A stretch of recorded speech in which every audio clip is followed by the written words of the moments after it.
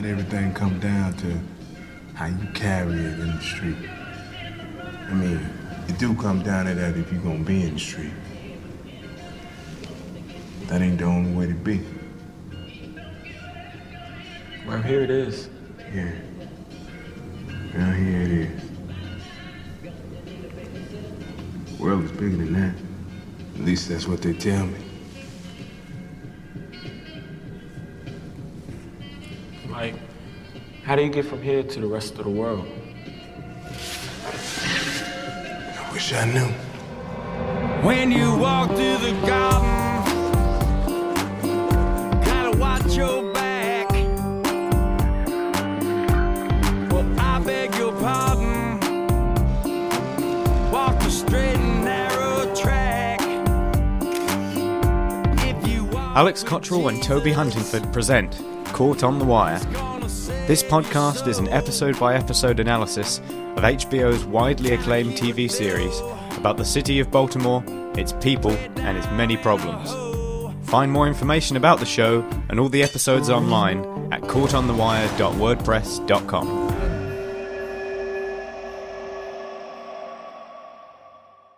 Hey there, guys. We're back. It's 2016. Caught on the Wire has 6 episodes left. And we're here today with Season 5, Episode 5, React Quotes. I trust you had a great Christmas and New Year, Alex.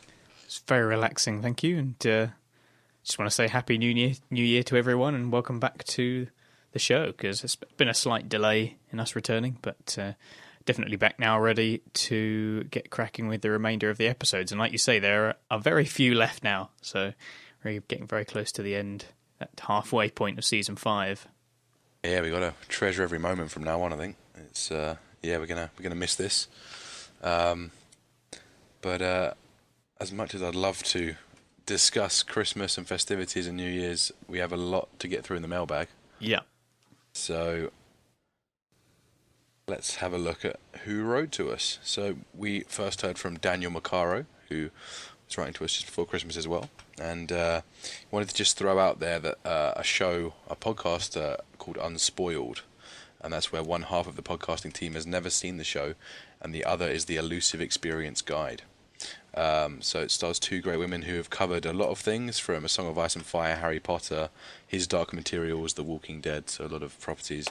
And they go through and they tend to go on a little bit less long, well, for a little bit less time than we do. They tend to go on for sort of about an hour about each episode, so it's a little bit more digestible, I guess. And if you would like to give them some support, they are on iTunes as well. So that's another Wire podcast that is currently airing. I think they're currently around Season 4, Episode 7, 8, something like that. So they're a show that I also listen to, Dan. I do enjoy listening to those guys. It's obviously quite different to what we do. This is very much a very spoiler-heavy podcast, and theirs is all about the anticipation of what comes next. So it does tackle the show in 2 very different ways. But I'm a big fan of those 2 there. They do a great show. I think we've mentioned them once before. Yeah, that's right. It's Natasha and Rashawn, I think, the 2 hosts. I believe we have mentioned them briefly before, yeah. I think they kicked off just only a couple of months after we did with their show. So Great clearly minds. now is the time for a Wire renaissance here. Thanks for getting in touch, Daniel. Yeah, cheers, absolutely. We also heard from Alex Hayden, or potentially Alex Hayden, I'm not quite sure how you pronounce it, who says, "Hi guys, just wanted to say that I'm enjoying the podcast. Actually just finishing up the 2nd season now, so who knows when I'll hear you guys read this. Well, this is the episode. Your diary. Season 5, Episode 5. Anyway, as a fan of both the Wire and podcasts, I've been very entertained by you guys and wanted to say good job, keep it up." And Alex is the writer. He's from Portland, Oregon, although he's now living in Brazil where no one watches The Wire, so I guess he's having to come onto the podcast for a little bit of a fix of Wire discussion, as we do. Yes, must be quite far along from where you would have written that message from. So, hello from Season 5 to Season 2. Yeah, hello from the past, yeah. Cheers for that, Alex. And we next heard from Dan Weissmere, who's one of our regular commenters. and wishing us a happy new year, of course, festive break. Has a couple of thoughts on our latest episode. So first of all, I might be mistaken, but I think you briefly mentioned that Marlo outright confesses that he killed Prop Joe in a future episode. I don't think that's exactly the case. He does start off saying, "I'm responsible," but goes on to actually put the blame on Omar, claiming Omar killed Prop Joe and Hungry Man in order to get at him. However, I think the co-op clock on pretty quickly as to who really got rid of Prop Joe, particularly once Marlo announces that he's taken care of the package now and the price has gone up. Additionally, since it was the last appearance of Prop Joe, I thought it was worth mentioning that the actor who played him, Baltimorean Robert F. Chew, sadly passed away a couple of years ago. He really brought Prop Joe to life and made him such a watchable, listenable character in almost every scene he's in. Also, since he worked with children's theatre companies throughout his career, he was heavily involved with casting some of the younger actors. And there's a little bit of interesting info from Wikipedia that he's provided here, just explaining how he worked as an acting coach with the 4 young ones from season 4, and also with Snoop, who was again another non-professional actor who ended up doing a very good job on the show. So yeah, absolutely, it's clearly a very important part of the show, and I'm sure he'd been a great guy to have around on set and to get everyone ready for the filming. So yeah, just going back to the first point that he made again. Also, Happy New Year to you, Dan. And just starting off with the first point that he made about Marlo. Although he's right. I don't think he sort of confesses outright, but it is still pretty obvious what's going on. I mean, the takeover is just too conveniently placed. I don't think anyone could believe that Marlo had just been, well, I'll take it upon myself to carry the burden of this duty. No, there's some pretty destructive economics going on here. Everything about that scene, which unfortunately wasn't this episode, so we can't discuss it properly, but everything about it was designed to just intimidate the other kingpins and make it very clear without being completely explicit that, yeah, I'm responsible. Yeah. So, yeah, I think I'd have to say that I think that was definitely the intention there from Marlo. And then I think we've mentioned before about how good Prop Joe is with the kids. That little bit of information from that Dan put in the email is really interesting about all the work that he put into just making them comfortable with their roles and getting into the kind of emotion of their characters, because being non-professional actors, they need to be able to draw on maybe life experiences or whatever they have in the world that they come from that they could make as part of their characters, rather than being able to go through all the kind of training that someone like Robert Chew has. Yeah, definitely. Yeah, they definitely go for the method acting role, don't they? Really, in The Wire here, using lots of characters who've been through the hardships and can actually display the emotions honestly, which I think is all the more rewarding here. Definitely. And as it says in the description, Chew tried to get them to bring out as much character through looks and physical acting rather than purely the dialogue. Yeah. Yeah, definitely. Yeah, you can, every second they're on screen, they're sort of emitting some sort of emotion, and that's what you want, really. Just no wastage, just everything being there for a purpose. All right, yeah, cheers, Dan, and Happy New Year. We also heard from Mike Ferris, who briefly dropped by to give us a link for the animated Wire title sequence. Don't think either of us had seen this before. No, I just watched it about a minute ago before we started the podcast, and I was very, very impressed. I think that's certainly worthy of the show if they wanted to go down the animated route for the opening. But yeah, it was really, really cool. And hopefully we can post the link up on the WordPress, so everyone can come and have a look at what we're talking about. Yeah, I'll stick up. I'll probably embed the video on the blog post for this episode. All right, and finally, Damon. Hey, Damon. Just dropping in to give us some info about Season 5. An issue that Damon had with Season 5 actually is how all the other co-op bosses basically acted all scared and intimidated by Marlo in the meetings and such. Weren't they all hardened gangsters and murderers, etc.? Marlo's rep was that fierce that they basically all became a notch under him in the guts department, which I get why they did it for the script, but in general I never really bought it.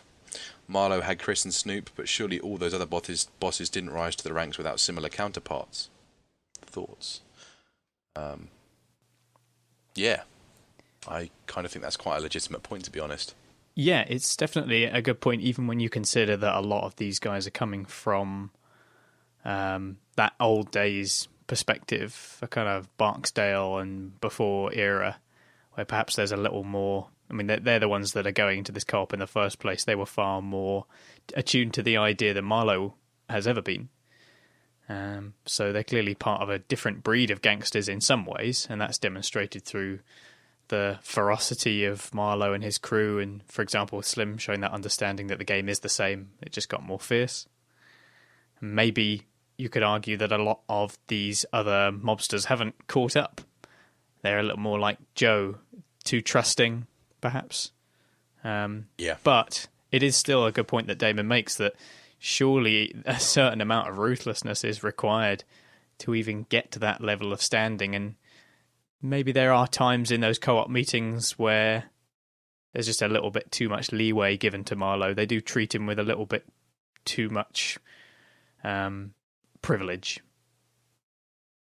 Yeah, I mean, it's, this doesn't reflect badly on Marlo at all, but I think that, that there are some underdeveloped characters a lot in the co-op. Yeah, that's the other issue, yeah. That's the problem, isn't it? Like, I mean, a lot of them are named. We have Ghost and, is it Ricardo Hendricks, who is involved in some sort of newspaper scandal with Nerys.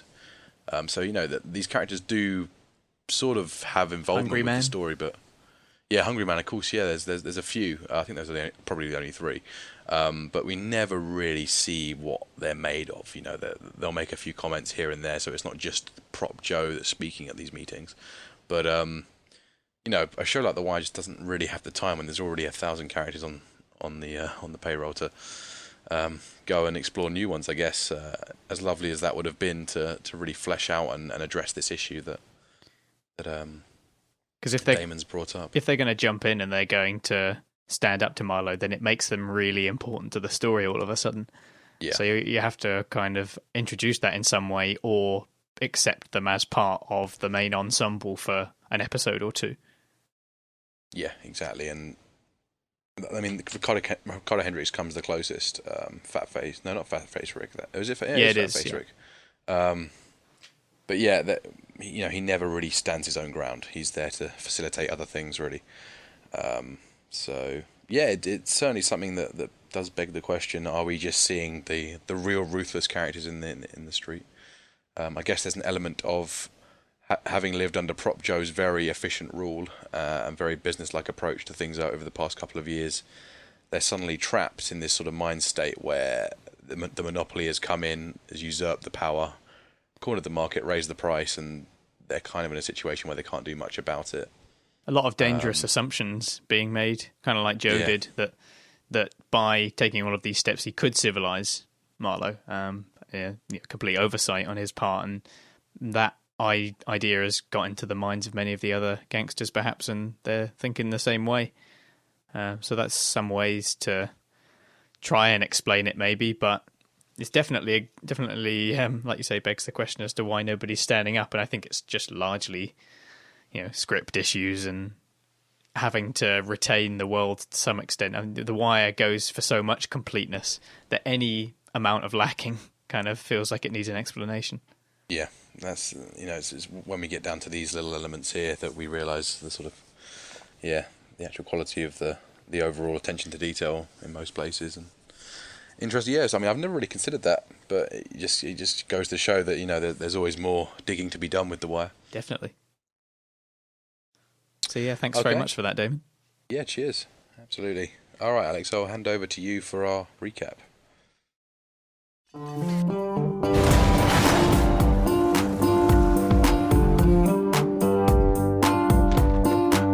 He's got the fire and the fury. That's right. This week it's a lot of moving about again as usual. Not many major strands, but just everything doing a lot of crossing over and building towards what's going on with McNulty and his serial killer and how that's tying into the overall Stanfield investigation. And we will start with the Stanfield organization, and then we'll move on to a little bit where Dukie kind of has a few closing stages in a way. We have a little bit for the politics, which also involves Daniels now, of course. The Baltimore Sun is probably our largest strand this week. And then we have Bubbles for a little bit, just continuing his story for Season 5 and the overall redemption. Homicide Unit and the Stanfield investigation as well, probably about the same length as the Baltimore Sun, actually. And then ending on Omar, who is out for revenge. All right, yeah. That sounds like a good little bunch of strands there. I guess we're very focused this episode, aren't we, on kicking our homeless investigation into, full-scale public awareness. This is kind of the big transition episode for that. That's right, yeah. This is very much kind of building to what's going on with that. And also, obviously, McNulty finding out that he's not the only person with big bullshitting ideas. Yeah, fantastic scene there, which we will get to, when they're both tangling their own webs around each other. Yeah. So let's move in towards the recap for Season 5, Episode 5, React Quotes. And like I said, starting with the Stanfield organisation, we have Vondas inducting Marlo into the Greeks' narcotic smuggling organisation to replace the murdered prop Joe as their Baltimore distributor. Vondas describes the qualities that he valued in Stewart to Stanfield, including his dependability. Vondas gives him a phone and tells him that he should use the phone for personal calls as much as possible to give the impression of no criminal activity, and then also teaches him how to make contact without talking or sending text messages. Vondas instructs Stanfield that only he and his second-in-command are to know how to contact the Greeks. After the meeting, Chris discusses his fears of reprisal from Omar over the recent death of Butchie. Chris also tells Marlo that he has to visit his family, and Marlo accompanies him to his family home.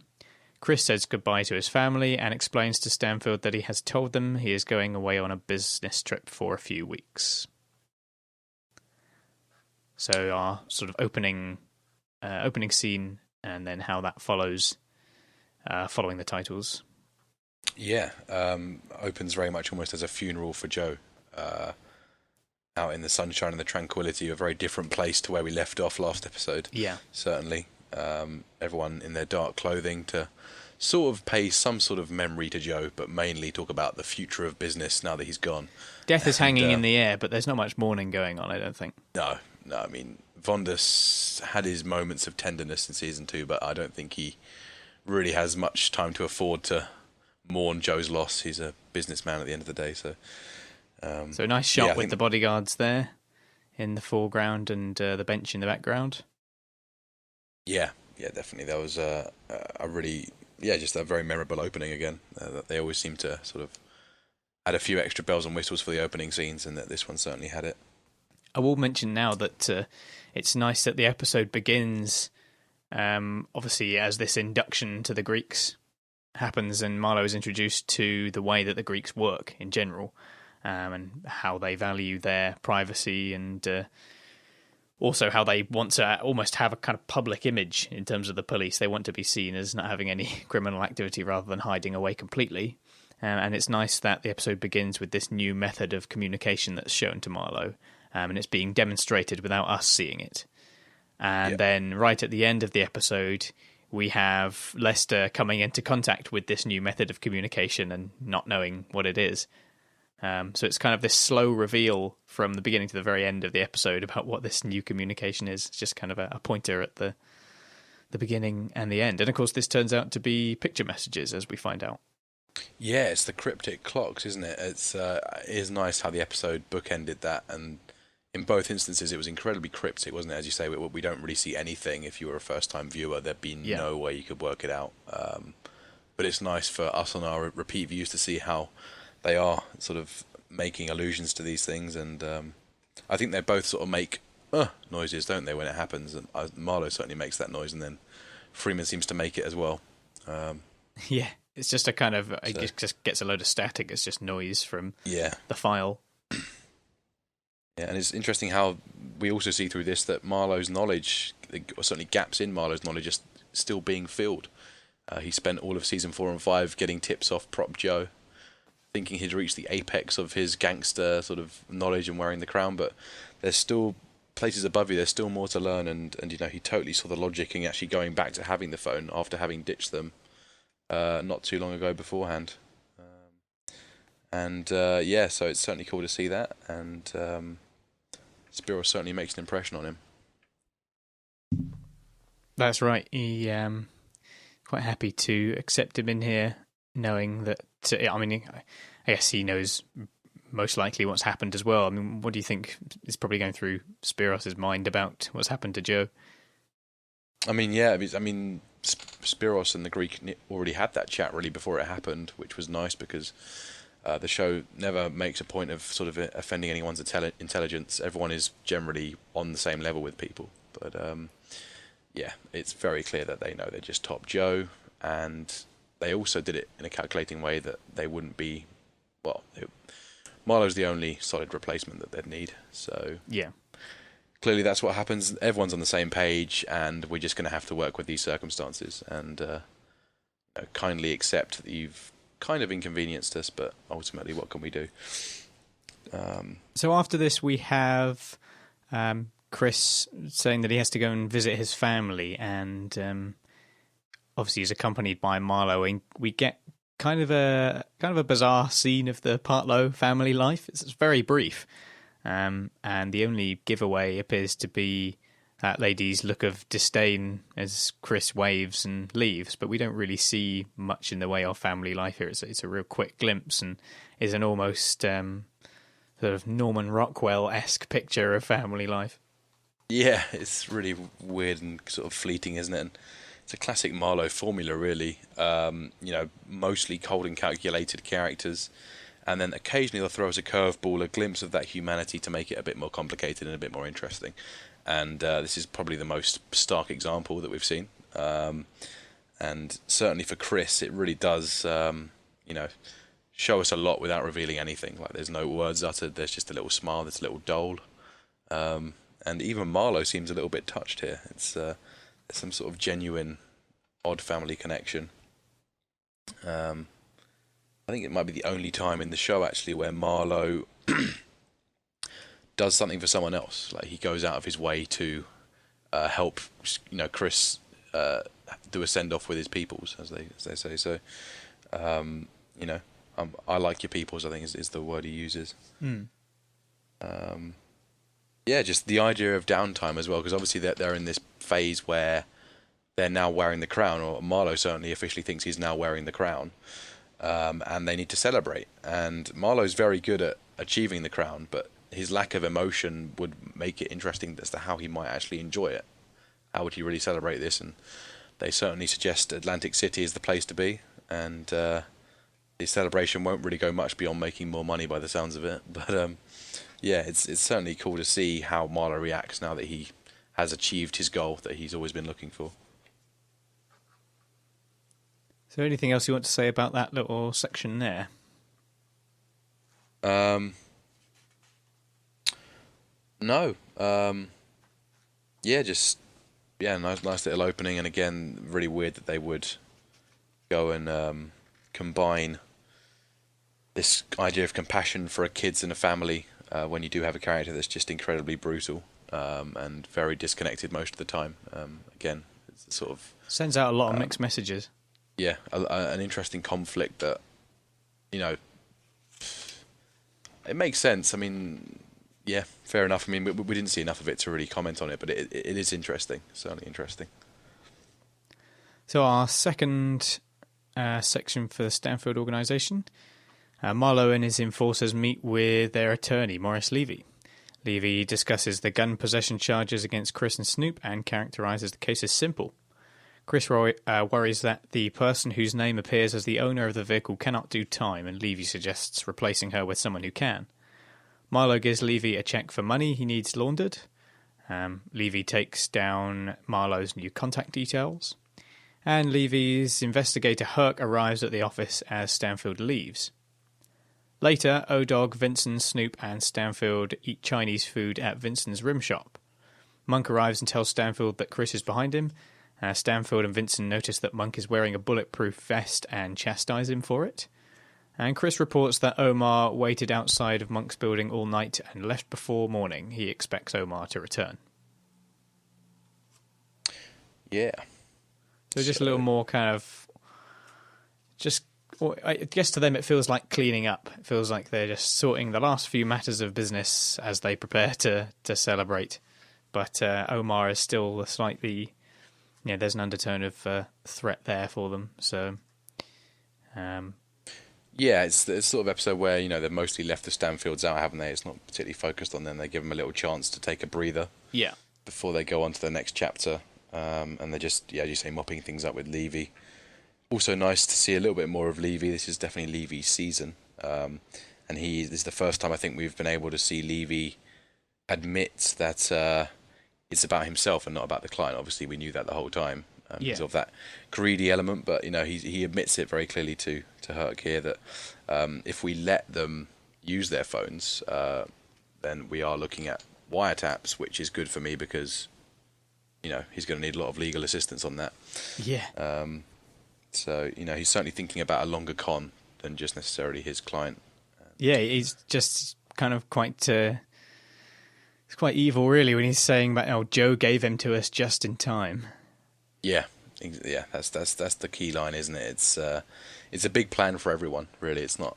There's never anything as a simple assistance. I'm not just giving you a simple service here. I'm also trying to find a way to milk as much out of you as possible. So, by the way, the interesting bit of trivia about this scene is that the number that Marlo gives to Levy here, 41091500909, returns apparently a pre-recorded quote from Marlo. That's right. And apparently the number is still active as of November last year. So if anyone, it's an American number, so I'm not going to call it from my mobile or anything. But if anyone wants to give that number a ring and see if it still works, it'd be interesting to know. Yeah, it'd be awesome. 41091500909. It's the one, and it's quoted by both Marlo and Perlman on the episode. But yeah, if you go on YouTube, I think we might be able to link in the WordPress again. But there is a video of someone making the phone call on loudspeaker, so everyone gets to hear it. And it's just the "My name is my name" speech. So if you were watching the show chronologically and just happened to have an urge to dial that number, you would get very spoiled. It's just kind of the very, very high emotion in custody speech from Marlo. My name is my name. He used my name on the street. There's no motherfucker step two. There's no Barksdale. All the rest of it. It is a very good moment, and you can get spoiled early if you want. So, yeah. And yes, so after that, they're just planning about what to do about Omar, and we do find out later on as the episode obviously progresses that what they're doing is setting up this ambush for him. And that Omar is actually up against a foe that is capable of plotting against him effectively. As opposed to the sort of slapdash defences that were made by, for example, the Barksdale organisation against Omar attacking them. This is far more controlled, and they know exactly who it is they're up against by this point. Exactly. There's been so many scenes with Omar on his surveillance round, and we're so used to that being the full story, and then he strikes. But with this one, we see a follow-up scene with Marlo, and it's very clear that they're just as tooled up as Omar is on it. And I guess Omar perhaps got a little bit soft working with the Barksdales. He's now up against the true evens, I guess, the guys who are very, very eagle-eyed under Chris's supervision. Yeah. And of course, we get the scenes here in Levy's office setting up for Herc to do, as far as the plot goes, a very, very important maneuver, grabbing the number. I guess Levy was perhaps being a little bit careless by leaving the number on his little spinny wheel, but it certainly gave us the setup needed for Herc to go and grab it. You think he'd kind of be a little more clued up about Herc's relationship with Marlo, and to find himself in that situation is a pretty incredible coincidence. Yeah. You can see the scene, all the cogs working and setting up this thing for Herc. And considering what Levy just said to Herc, that that Joe gave him to us just in time, we can spin a little bit more legal funds out of him by letting him go on the phone and do some wiretaps, etc., etc. Don't trust Herc. I mean, this guy is just for himself. Don't leave anything to chance. So Yeah. And Herc gets a lot of crap for doing this and then for breaking the case later, as if there's no logic to it whatsoever. But from what I can see here, Herc looks like he's learned quite a lot, and there's actually a triple motivation for him taking this number. Obviously, first of all, it's good for Levy because they want wiretap cases. If they can invent some wiretap cases, they can invent new ways that they can assist them to get out of those, which is exactly what Levy would be looking for. And then, of course, Herc uses it to try and fix his relationship with Carver, and then also to try and eventually get vengeance on Marlo for the camera. So, as far as I'm seeing, that looks like a pretty shrewd move based on Herc's previous attempts at being a clever investigator. This is a pretty good one right here. I think where Herc's making amends with Carver is quite a big point for what Herc is up to here, because he's shown quite a consistent intention to show a bit of contrition to those around him, especially from the point where he accepts the charges against him by the IID and takes the fall, as it were, as he should do, for all of the problems. And from that point forwards, has on a few occasions tried to make amends with people, and this is one of them. And this is certainly a big one, perhaps the smartest thing Herc has ever done. Yeah, definitely. I mean, I think so. And obviously, when you're so invested in the whole homeless story, if you are, when Herc is then the one who destroys it at the end, it does seem really, really frustrating, because he's very ironically the guy who made it happen and then destroyed it. But it makes so much sense. Levy wanted this set up. He's doing it ultimately in some ways for Levy. But then, of course, the heat levels get a bit too high.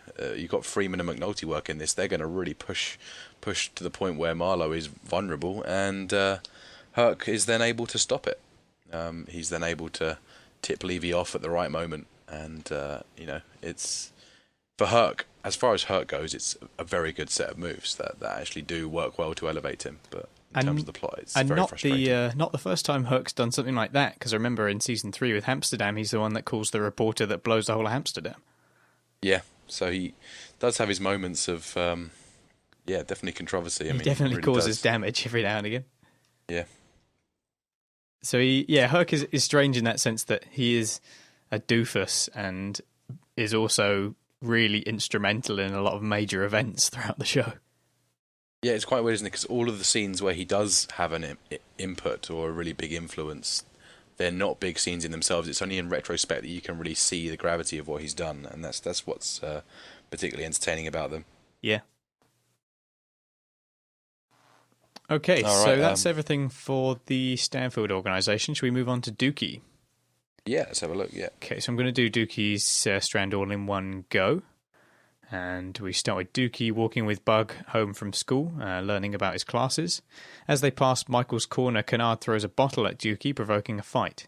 Spider intervenes and gives Dukie a beating. Later, Michael offers to beat Spider up in reprisal for the attack on Dukie, but he insists he has to look after himself. Lee takes Dukie to Cutty's gym, and he recognises Michael, although Michael doesn't go in. Dukie tells Cutty that he needs training in boxing, and he notices his bruises and asks him what has happened. Dukie refuses to go into specifics, but insists he needs to learn to protect himself. He struggles through a sparring match with a much younger boy, and after a day's training, Cutty explains to Dukie that learning to fight will not protect him from being targeted again. He tells Dukie that he knows only boxing and the corner, and that if Dukie has other skills, he should pursue them. They leave the gym, and Dukie tells Cutty that Michael has grown up fast. Michael later takes Dukie into the woods for shooting practice. Dukie is unable to use an automatic handgun, and is given a revolver instead, and Michael asks him to think of it as a tool like any other. Dukie misses the target and is frightened by the noise of the gun. Michael tells Dukie that learning to use a gun will not protect him, it will just force him to use it. Yeah, so I think there's definitely some similarities here between Dukie and Bubbles' little arcs in this episode. They're very much setting up the chess pieces for their ultimate outcomes, and Dukie is learning the hard way here that there's not really a way out for him. You get the sense that he's drifting. He's trying to find a purpose for himself. Now that he's finished with school, he's not going back there. I mean, he's too young to have finished with school, really, but he's got to find something for what he's going to be about something. And he's told both by Cutty and by Michael in slightly different levels of harshness that he's going to have to resign himself to where he is now. There's no way for him to go further. He's not cut out for the game, but Michael does try and encourage him by telling him he's got other skills. He's smart like that, but it's essentially telling him that he has very few options, and it's sort of setting up that eventual fate where he becomes the new Bubbles. So it's on the face of it, it has some positive moments, but it's overall a pretty depressing set of scenes, really. Yeah, the lesson here for Dukie is that if there is a path out there for him, he needs to find it himself. But unfortunately, at this stage, he doesn't really have the skills in any of the environments that he needs to be in order to be able to act on those different skills that he has. And his line, "How do you get from here to the rest of the world?" is pretty deep and saddening question. Would have been a good epigraph, I think. Yeah. Oh, yeah. It's definitely one of the very resonant lines in the show, and Cutty is just as befuddled as he is as to how to answer it, which must have said a lot to Dukie, certainly. So Bug gets some more lines as well. Going back to the very beginning, we've not really heard all that much from Bug, but apart from obviously, "My daddy came home." Yeah, I mean he's he's a young chap. We can't really chastise his acting, but yeah, it's yes, we can. It's it's a little bit on the wooden side of things, but it's just a nice chat with Dukie. I had a nice day at school. Dukie doing his nannying as always, and Kennard getting very jealous. I guess the fact that he's still Michael's special boy, despite the lack of real what's considered to be credible skills on the street that he has. And what must Bug learn from this encounter with Dukie, Kennard, and Spider? I mean, it's great to see Dukie stick up for himself, but that might have been a bad time to do it. And with Bug looking on, he's basically learning, don't stand up for yourself. Don't be proud of yourself in a situation like that, because it just seems to earn you a beating. Yeah, and that the tough guys win. Yeah, I mean, it's the first time I think we've really seen Dukie stand up for himself in the show, actually, and by gosh, was he justified in doing it? Like, it's such a frustrating scene to watch. Yeah. Kennard just being the absolute pits of compassion. Like, just it's such a I just hate that character. Where's Michael when you need him? Unfortunately, there's no match for Spider. It's also interesting that Bug mentions that the teachers have told him and his other classmates that unless the test scores improve, the teachers face redundancies. It's like this weird, like blackmail that they have with these young students. So throughout these scenes, there's obviously what's obviously going on with Dukie defending himself and getting himself a beating, but I'm also just thinking what Bug's perspective on this is and how it's telling another story about upbringing and the environment that they're in and what these kids must learn from their everyday encounters. Yeah, excellent. Yeah, I mean, it's very, very Dukie focused, so it's easy to not pay much mind to Bug, but I think that's a very good point that, that it's even a lower generation than these guys, and based on, what Bug has to live with now, I mean, very, very bleak outlook for the future, definitely. It's just all part of what's being told to Prez, for example, when they're saying that he needs to be there for the next batch of students that are coming up and all these other kids that have come from the same environment and are going to need exactly the same kind of help that Dukie and Randy did, for example. Yeah. I mean, that's the thing, because the Bug and the other kids, there's not a lot of age difference, is there? But on the street where lives are so short, they're like whole generations different. They certainly do feel that, and they're just having to grow up so fast and it is a real tragedy, this scene here. I think what underlines it as well is there's this wall of remembrance, which is the first time we've seen this. It must be a new addition to the street, and has replaced all the campaign posters. But it's that kind of wall of blue graffiti with like quite a number of Barksdale soldiers' names in the clouds, like this remembrance wall for the olden days of the streets. Feels particularly appropriate here as we see just sort of the absolute corrupt moral stance of the current Corner Boys here. And I think in the final montage of the show we actually get to see some of the names, because there's like a close-up shot of this remembrance mural, and Bodhi is certainly amongst them. And that air of memorial tying in with what we were saying earlier about the opening scene, with that like a sort of post-mortem from Joe's loss. And I mean, yeah, Joe will be missed. I think that's about as far as they got with their yeah. So, yeah. But it definitely ties in with that kind of post-death. Yeah, post-transitions, definitely, as last week was. Yeah. Nostalgia this time. Yeah. And then, of course, we bring our first of, I think, 5 cameos this episode with Cutty. That's right, yeah. Worth mentioning that this is the first time that Michael and Cutty have seen each other when they're at the gym since Cutty was shot by Monk, I believe, which would be season 4, episode 12. That's got his own. Yeah, all right, when he was waiting with him for the ambo, wasn't he? Yeah. Yeah. I think that's the last time they would have seen each other. And they kind of share a look, and I think Michael is smart enough that, he's not going to go in. Yeah. Yeah, but, Michael may well have helped him out there. We don't really know. But, yeah, it's a good point, actually. It's not necessarily the crux of a conversation that I was thinking might have a bearing on their reactions, but it may well do, actually. And, yeah, it's quite a good scene. I think there was an intention for Cutty to be a bit more fleshed out this season and to have an ongoing arc, but I don't think there was any need for it. This was a really nice ending for Cutty. This is his final scene. And, it's kind of, he's reached this top spot as a coach. He had some teething problems last season with his womanizing, etc. But from the glimpse we're given here, he's not just now the king of the boxing coach, but he's also this sort of counselor guy.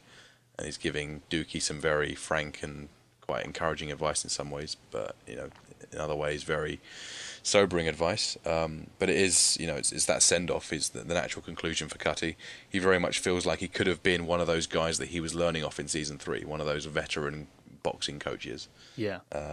And I like the fact that we haven't really noticed the transition, but he certainly has turned into that character, which is nice. And as he exits with Dukie, there's that sort of roll off from the camera away from them as they walk off, just as making a point of a send off for Cutty, I guess. Yeah, and making the final topic of conversation actually being Michael, because as you mentioned before, and that's got his own. I mean, other episodes as well. The Michael-Cutty relationship was very, very subtle. There wasn't a lot of communication going on there, but there was obviously some very frosty things going on with him jumping out of the van and being very concerned about his womanizing and not being able to turn to him as a savior in his time of need.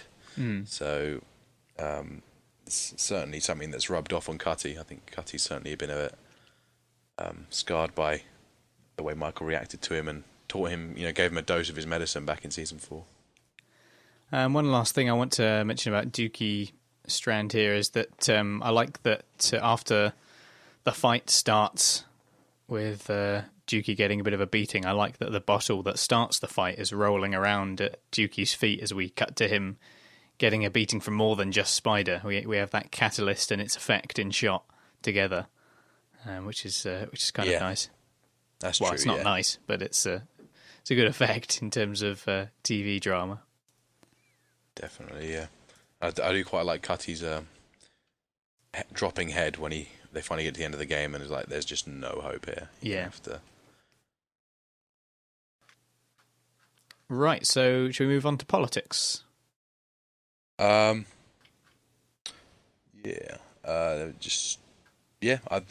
think so, yeah. absolutely. Okay, so again, I'll be doing this all in one go, starting with State's Attorney Rupert Bond as he gives a press conference on the courthouse steps about the indictments for corruption against Clay Davis. Bill Zorzi confronts Perlman because the State's Attorney's office failed to contact his paper about the story. Mayor Carcetti and Norman Wilson watch coverage of the press conference on TV, and Carcetti is pleased to see Clay in trouble, having been conned by him in the past. Carcetti is dismissive of Davis's chances, and Wilson reminds Carcetti that Clay's voter base will be upset if the mayor celebrates the indictments. Carcetti remarks that Bond looks mayoral, and Wilson responds that he is now the front-runner to replace Carcetti as mayor. Clay Davis gripes to Campbell about the indictments issued against him. He threatens to take his colleagues down with him if they don't support him, but Campbell reminds him that he has the support of ex-mayor Royce, but Clay wants support from those still in office. Campbell reminds him that the consequences of the indictment are likely a short sentence, and that by leaving quietly, Clay can ensure he has friends to come back to. Clay later appears on a radio show and defends his actions. He tells the listeners that he has committed no crime and encourages people to attend a demonstration at the courthouse. Clay is accompanied at the demonstration by former Mayor Royce, and Royce's speech whips the crowd into a fervour. After his speech, Royce whispers to Davis that he must take the weight of the prosecution on himself.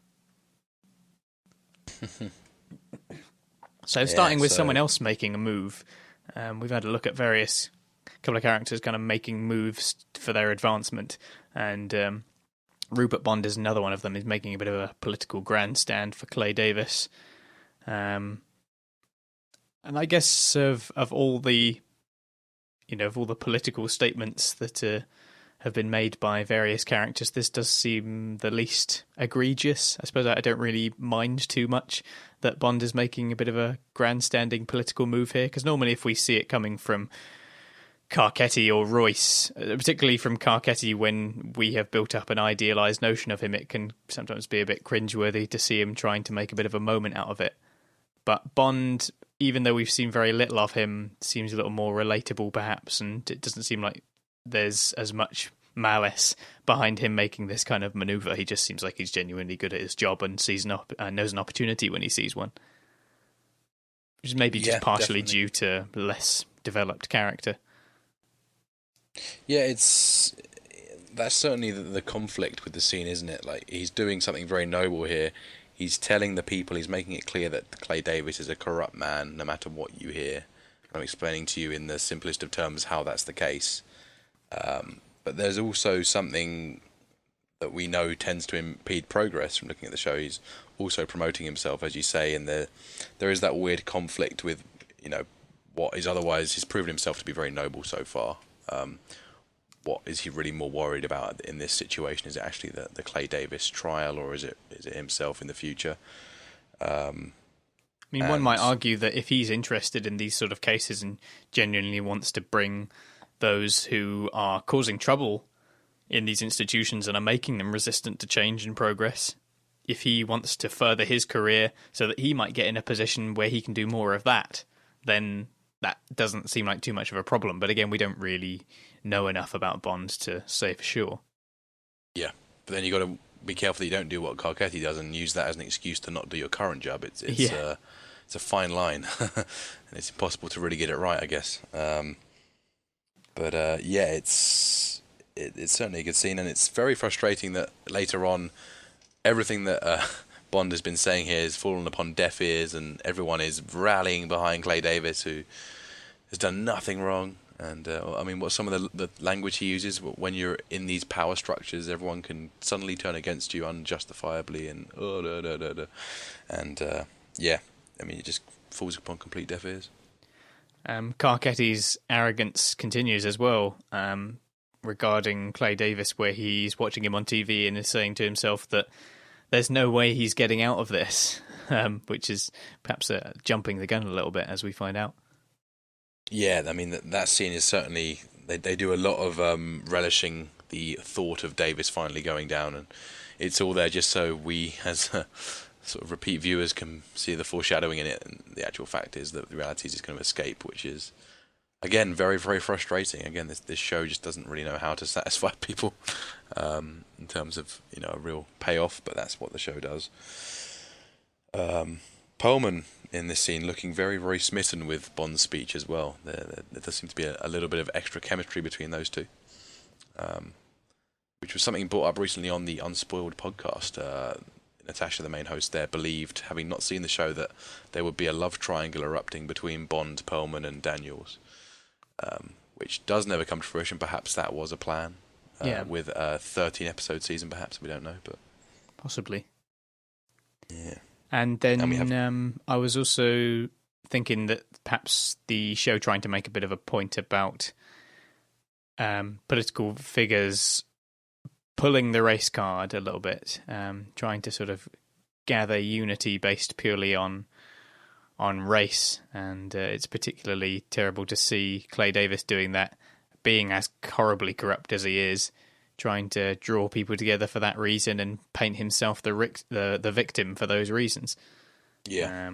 So perhaps The Wire trying to make a point about the fact that people using that as a defence may be simply doing it to cover up far more a nasty background. I mean, part of me thinks he doesn't really know it, because, I mean, when he says to Campbell, "You think I'm going to be a scapegoat for the whole damn machine?" He genuinely believes that he's part of this wider corrupt network, which in some ways is true, but, he is basically the machine. That, he is the guy, and again, he seems a little bit deluded to the fact that he's doing something wrong, and I think we spoke about this before last week, but it's just being so accustomed to doing what you do that you don't see the problem with it. You can sort of become blinded to its actual corruptions. Well, that's the complaint that he makes to Royce when he starts getting these, subpoenas being put on him, is that how else is he supposed to gather the kind of money that the politicians are looking for in order to make their campaigns work? That kind of corruption is literally the only way to amass that kind of wealth.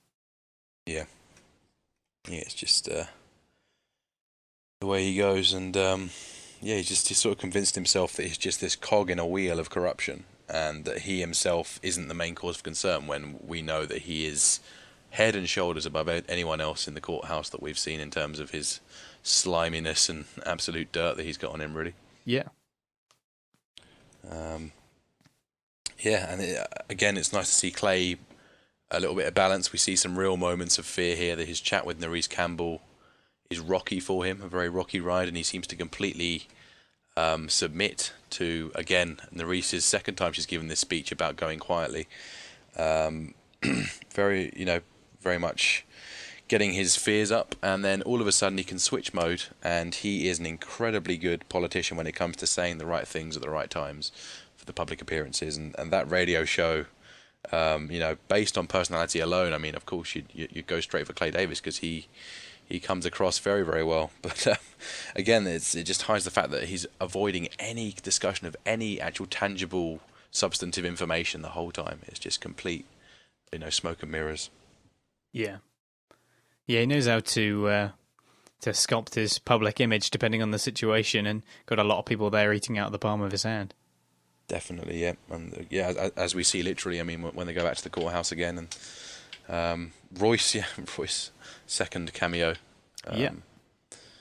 So I thought that was a really good scene when they were both having to do their politician's smile threat.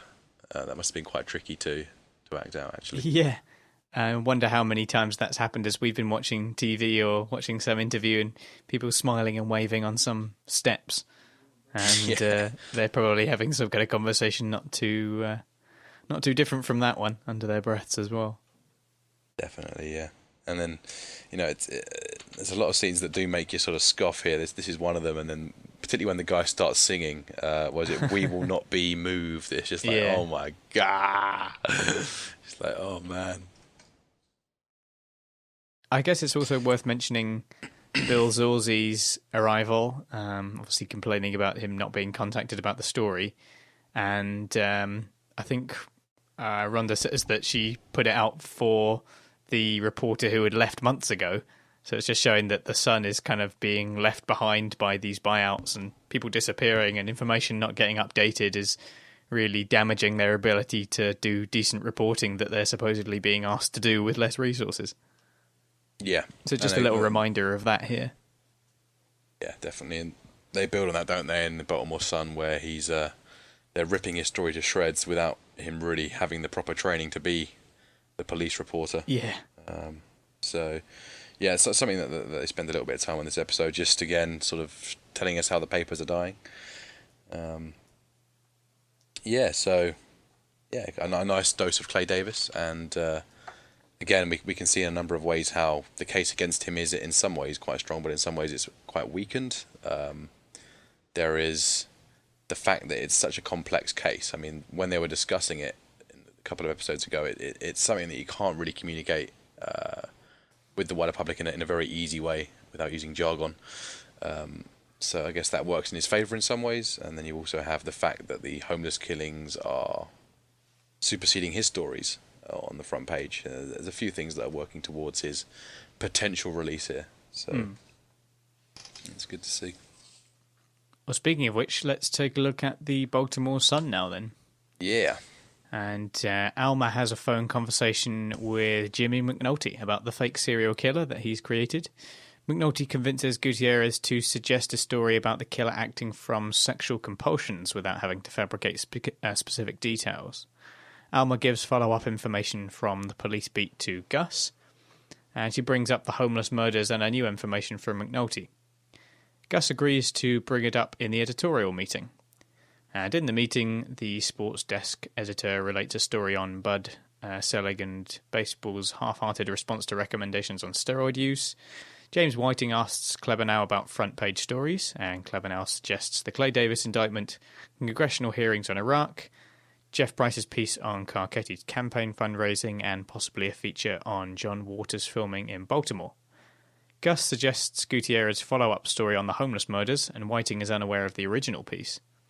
Klebanow asks for further reporting because of the vague nature of the information on the motive. Bill Zorzi later prepares his story on the Davis indictment, whilst Haynes and Luxembourg watch over his shoulder. Their continued criticism prompts an angry outburst from Zorzi, who demands to be allowed to write his first draft independently. Alma tells Templeton about her problems with the homeless murder story. Her source refuses to expand on the sexual motive he has told her about. Okay, so yeah, there's a fair bit going on with the Baltimore Sun this week. And kicking off with McNulty trying to sell the killer's gimmick to Alma. Yeah, of course. Down at the seedy McNulty bar that he drags her to in the hope of seducing her, we imagine, until Templeton comes to crash the party. Yeah. That's quite nice how they kind of alluded to that potential. But yeah, it kicks off with, I guess, Prop Joe again is mentioned at the start of another arc, very passingly. It's a lot of these scenes here we see the problems with these real stories that are being mentioned in passing, and this focus on something that's completely make-believe. Can't blame the paper at this stage, no one knows otherwise, but it is ironic for us to see as viewers who know the whole picture. Yeah, we're getting some topical news stories slipped in here as well about congressional hearings on Iraq and John Waters filming in Baltimore, and there's a mention of the steroid use in baseball. I mean, this is obviously going back a few years now, and they've kind of slipped in their fictional stories with them just to give a bit of insight on where this is happening, the time frame. Yeah, it really does ground it, doesn't it? It gives it a nice bit of context.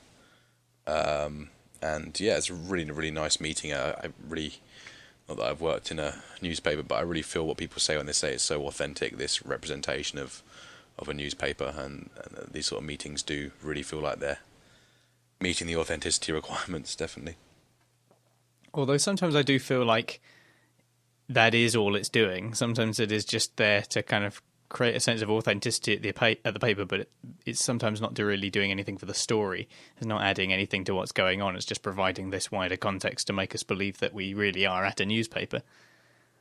which is great, Yeah. and definitely appreciate the attention to detail. But sometimes you do feel that, unlike a lot of the other institutions where you feel like the information that they're giving is always part of a story or part of a character's intentions or some kind of work that must be done, here it's just part of the meeting and is there to make us feel like, like it's an authentic newspaper meeting.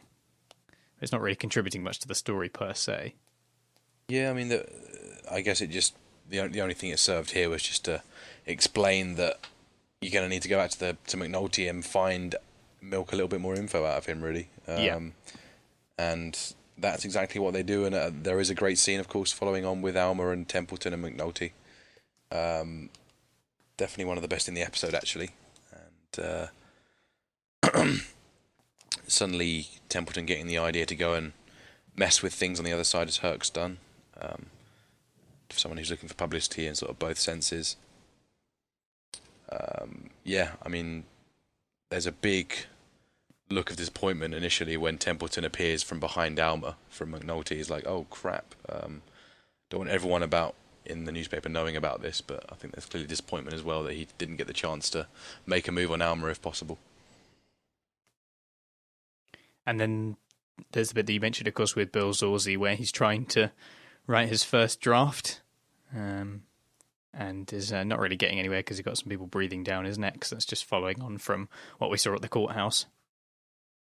Yeah, Twig at this point he'd have had his final draft done, and printed or whatever, and Zorzi's having to catch up here. So should we move on to the actual meeting with McNulty and Templeton and yes, of course, yeah. Gutierrez? Let's have a look, yeah. So the reporters meet with McNulty himself to get more information, and McNulty is annoyed that Templeton now also knows his identity. Templeton points out McNulty's desire to gain attention for the case, and Jimmy lies that he is chasing a predator that he feels people need to know about. Templeton explains that they need more to print the story, and McNulty repeats that the motive is sexual, and the reporters ask for more detail. He tells them there is no semen on the bodies, but that he has noticed a ribbon tied around their arms, and Gutierrez asks if they can say that the dissidents were molested, and McNulty does not object. Templeton asks McNulty for further detail, and he tells the reporters that the latest victims had bite marks on their bodies, insisting that he remain a confidential source, and that the reporters leave him with and the reporters then leave him with money for his tab. The next day, McNulty takes a paper from a newsstand and is pleased to see his story in print. At the Sun offices, Gutierrez and Templeton discuss the story with Gus Haynes, and Templeton asks to write a piece on the background of the victims, but Gus has already had that idea and assigned it to Fletch. He asks Templeton to get react quotes from homeless people instead. Yeah. So ending up in I was that jumping bar. ahead a little bit there with the CD bar. Yeah. Yes, the CD bar that's playing Tears for Fears, Everybody Wants to Rule the World in the background as we primarily watch two characters with an obsessive drive to elevate themselves above everyone else around them. Yeah, I mean, for McNulty, Templeton certainly is that shining light, isn't he? He's, despite the initial disappointment of having this cock block in the room, he's suddenly someone on McNulty's level completely. They're both very much looking to promote themselves more than the story, and McNulty cottons onto that very quickly. He sets down the facts. Fact 1, you want this story to be known publicly, but you can't reveal everything. Fact 2, we don't have enough to print this as a substantive news story, so give us something more. And sort of seeing past all the bullshit, really, and just putting it down into its raw process, and that's what McNulty wants. And this is the part where, someone like Twig, the old police reporter, would have perhaps done a fact check, and they'd have questioned the fact that McNulty is so keen to push this, what should be quite, a fairly closed-off story into the public mind, or the public view, certainly. He could have perhaps phoned some other sources in the department. Although I guess it would be hard to deny it if McNulty did have those things in the case files already. But, it's certainly something that, particularly with Alma there, it feels like they're very much jumping the gun and just going with this based on McNulty's job title. He's responsible for this information. He's a trusted cop. And there's going to be an element of excitement for them as the inexperienced journalists looking to get their big break. as part of this local paper. And yeah, it's this unholy alliance of the two very self-obsessed characters. Yeah, definitely, and they certainly they start something here that they finish in their subsequent meeting when they begin tangling a web of lies around each other's stories, which is fascinating to watch. But you know, there's this really weird, subtle sort of connection that they make, I think, here, as they realise that they're both sort of equally self-obsessed in a strange way. So just McNulty looking past a lot of protocol, almost making it clear that he's kind of making things up on the spot. He goes away to think about something, tells them something, and then says, "Is that twisted enough for you?" And like, it's just kind of quite brazen. Yeah, he does seem to be just coming up with these bits as he can, and like you say, that line there is kind of for our benefit and theirs. Yeah, I guess it's perhaps because Templeton came in and very clearly stated, look, this is what I want, this is what you want, let's make something, let's make a deal. Yeah. And that's why McNulty just decided to just say, no, fuck it, and I'm just going to literally explain it as I think it. Not to the extent that I will reveal my entire plan, but there is, he's certainly revealing a lot here. Yeah. And with Alma being present, it feels a little bit dangerous, because we know that she's very, quite a journalist of integrity, certainly, is the word. And then we have the story coming out in the paper and doing slightly better than last time, as McNulty steals another newspaper, or yet another newspaper. He's stolen a couple now. And, this ends up with Templeton wanting to do some follow-up story about the homeless victims, but ends up having to get react quotes from the homeless people, which obviously gives us our epigraph from Gus. Yes, that's right, yeah. So, again, McNulty being very stingy. But, it's finally moving. This is what he's wanted all along, and it's sort of halfway there. He's very close to getting the extra money he needs for Marlo. I did quite like how he was sort of even inventing some random serial killer jargon about maturing patterns and all the rest of it. Like, it was just this absolute rubbish that went into the story there on the front page. Yeah, it's nice that we get a chance to take a look at all these stories. Gone to the detail to actually have it written out so you can pause it in various places and read the newspaper. Definitely, yeah. So I think that covers this bit, does it? Then is the next section to... that goes up to... basically just goes up to where we get our epigraph. Right. And we have Gus giving a little joke about that he's not going to find homeless people at home. Yeah, I mean, fair enough. I mean, Gus is a witty guy. Again, as you were saying, not much to the story contributed, but he certainly brings the laughs. So let's take a look at our final Baltimore Sun section. Bit of a large one here, but we'll go through it quickly. So Templeton interviews Brendan Walsh at the Viva House Soup Kitchen, and the response is looking about the response to the murders from the homeless people they serve. Brendan points out that their customers are largely the working poor rather than the homeless, and Templeton asks where he should look, and Brendan refers him to the streets. Templeton interviews several homeless people out on the street, but struggles to find a suitable focus for his story. Eventually he finds a solitary homeless man named Nathan Levi Boston, who tells him that the killer is Satan, and rants about a day of reckoning. Back at the office, Gutierrez tells Haynes that more manpower has been assigned to the homicide killings according to the PIO. Mike Fletcher reports that the first victim was an ex-Marine and that he has interviewed his family. And then Templeton returns to the newsroom and tells Haynes that he's interviewed a family of 4 and gives him the name of Nathan Levi Boston as the father. Phelps tells Haynes that the serial killer story is probably pleasing Clay Davis, as it will push his own story out of the headlines after just one news cycle. Haynes meets with his reporters after they have printed their articles on the serial killer, and Fletch asks what they should pursue next, and Haynes encourages them to move on unless there are further developments.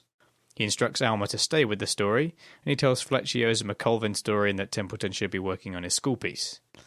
Templeton tells Haynes that he believes the story will continue to generate interest and suggests following the police as they talk to the homeless.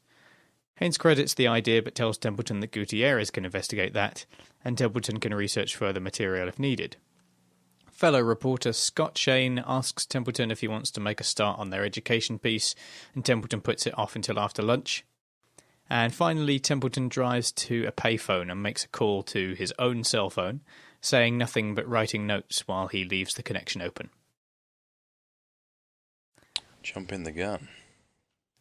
So yeah, starting with the soup kitchen scene where he heads there, and this is quite important, I feel, Templeton's visit here, because it's delved into this topic before, which is about obviously the plight of the homeless and the forgotten, and it's shown a couple of times, as I say, where they McNulty and Freeman head down there to the sort of under the bridge.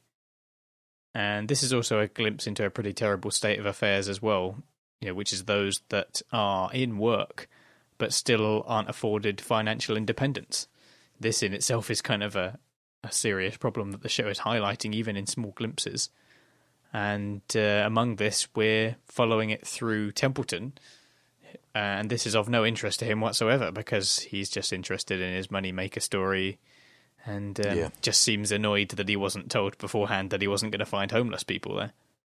Yeah, it doesn't ride well with the guy, does it? He's like, I just told you some pretty sobering stuff, and you just are disappointed by the fact that you can't interview these dudes. So it's, he makes it very clear to Bubs that he wasn't a fan.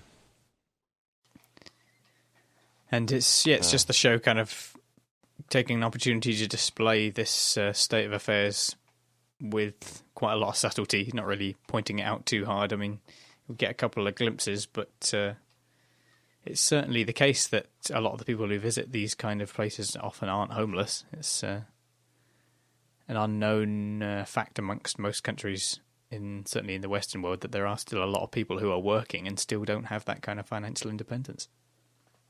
Yeah, that is. Yeah, it is kind of crazy, isn't it? Definitely. So Templeton just not interested at all, just trying to keep his story going, just trying to find the homeless people, and he ends up spinning a story himself anyway. Yeah, I guess that leads us to our second of Scott's reporting montages, where we see the world's most determined reporter on the prowl, forcing all the questions out of everyone. We basically get a repeat of the scenes where Templeton was at that ball game. You just get an array of useless interviewees again. It's just all the people that he spoke to there had potential to say something of interest, and he seems to opt out at the first hurdle.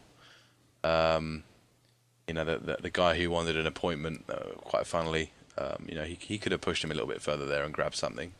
There's just no effort that seems to be put into any of this stuff. It's just frustration rather than opportunity. He's just missing to see the opportunity here at all stages. He just wants some great story to jump out of him straight away with very little effort. Yeah, like it's just going to land in his lap. Doesn't do him any favours as a likeable character by any means here. But he is entertaining this episode. I mean, he has some great scenes, like the one with both scenes with McNulty are pretty fantastic. So, and of course he has a chat here with Nathan Levi Boston, who sounds like he invented his name on the spot by thinking of 3 random names.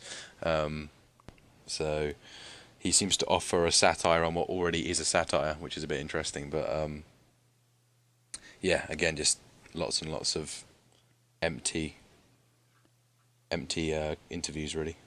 And it appears that Scott has learnt a thing or two about how to get the information collected, that it might get approval from Gus this time. He's got some more.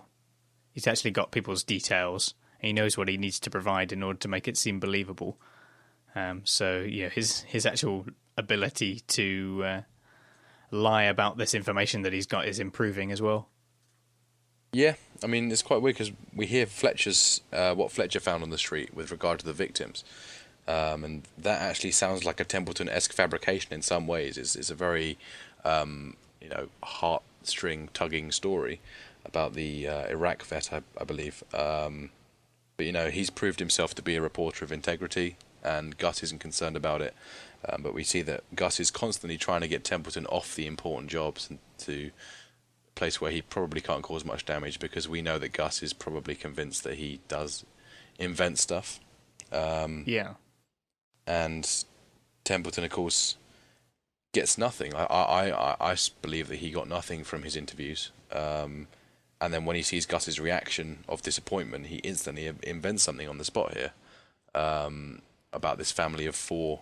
And there's still this really weird obsession with these little sentimental details, like the stroking of the hair, the tears in the eyes. It's fishy. It's not the cold hard facts that reporters are expected to put on the page. It's like that doll in the burning house. It's the same sort of thing. Well, he does like to write it dry. Yeah, so it's just exactly. When you put it alongside that, you do wonder, because he must not have a feeling for Gus now. I mean, obviously, Whiting and Kleber now, I'm sure that they love their fair share of Pulitzer's winning sentences and the rest of it, but he must know if he wants to actually get Gus on his side, he's going to have to tell him what he wants to hear and not these little sentimental details that he'd like to put in his story. So, but with Gus being so nice, yeah, with Gus being so kind of willing to give him a chance still, and still offering him good tidings, despite the fact that, as you say, he's probably fully aware of the kind of lies that Templeton is going to be spinning if he can get away with it. He's still just being a little bit too pure and not making a big stand until much later on. Yeah, I mean, he's been in the business a long time. A smart man would not act on this hunch until he has proof. So he really has to sit back at this point and be cautious about how much responsibility he gives him for stuff. I guess that's what he's doing at the moment. So. Okay, so and then we have we have kind of a couple of bits and pieces tying together what's going on at the paper. Again, just kind of bits that are giving context to what's happening at the paper, but not really providing anything to the story. Like with Templeton and his school piece, and he putting it off until after lunch.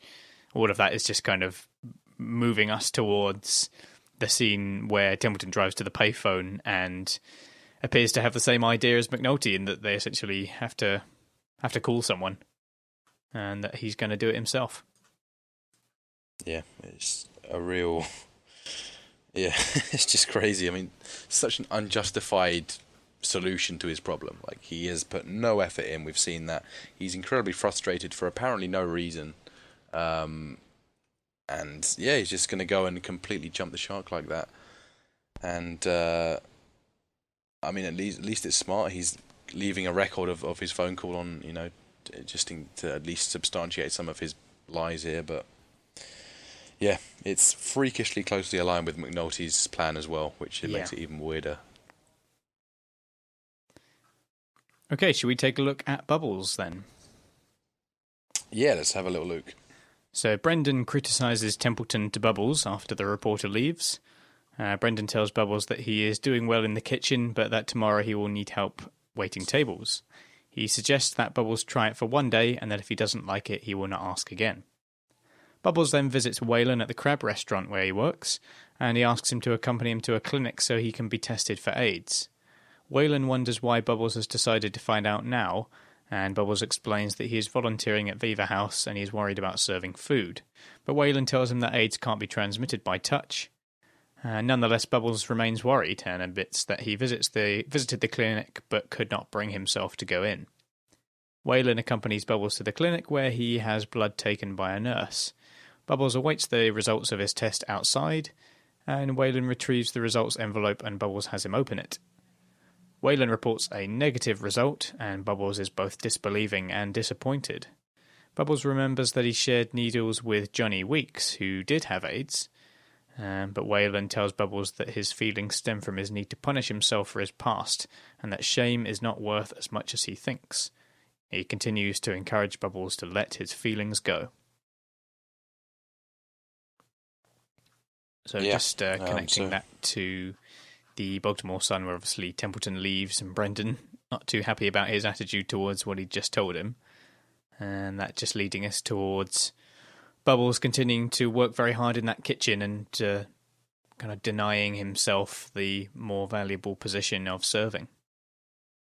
Yeah, he still feels this need to punish himself, and there's certainly some self-hatred going on here. And again, like Dukie's short scenes, it's just a way of putting some, setting up some pieces in time for his transition, his big speech where he holds on to less of his grief. So, yeah, I mean, it's certainly quite a touching set of scenes. And we get to see a little bit more of Waylon, backstory at the crab factory as well, or the crab cake factory or whatever it is. Yeah, some sort of crab sorting plant. Oddly enough, this is where Miss Donnelly worked in The Corner, the HBO show The Corner. The actress who played Miss Donnelly, whose name escapes me, she was like the manager at this crab factory. So it's kind of just a nice little overlap there. And a reference to Johnny as well. Yeah, that's true. He crops up again and he's convinced himself that he's got the bug. I mean, certainly something to be scared of. I know that him and Bubbles discussed the bug in depth in season 1 when Johnny came out of... was he in prison? He was in jail for a very short stint or something, wasn't he? I forgot what it was now. Yeah, and they kind of saw him in this infirmary. That was it, yeah. He was, like, for 6 episodes, he was recovering from his beating from Bodhi and Pooh and stuff, so... Yeah, so it's clearly been on his mind a lot, and question is, do you really want to know? If you've got it, are you better off not knowing? Well, certainly in Bubbles' case, he wishes that he had it. He's still trying to deliver to himself what punishment he thinks is appropriate, which seems to be every kind of punishment that he can justify for himself. And to the extent that he goes, like we say, go for this test for AIDS, and he gets a negative response, and his reaction is seemingly to be disappointed. Yeah, he wasn't looking for solace in this decision, was he? He was just looking for... Just wanted something else to feel bad about. Yeah, just justify his self-loathing. Another way to do it. And I really, really like the line from Waylon, "Shame ain't worth as much as you think." That's definitely another one worthy of the epigraph. Because I really couldn't think of much resonance with the epigraph this week. I'm sure we'll get to it, but it's a few missed opportunities. Yeah, certainly good material for that. Yeah, and then there's also this weird connection between serving and transmitting HIV by serving food, which is perhaps a little bit irrational, but he needs the reassurance. Bubbles is no doctor. I mean, I guess he's not gonna know. It's just the reassurance that he won't do any further harm, I guess, and it's also part of his own self-punishment. Yeah, it's all... despite how he can have a very happy disposition at times, there's really are some deep-seated problems here that Waylon is sort of milking out of him. Yeah. So it's good to see. And the nurse who gives him the test, the HIV test, is Fran Boyd, who is she's a recovered heroin addict who was the focus of The Corner. Again, another Corner mention here.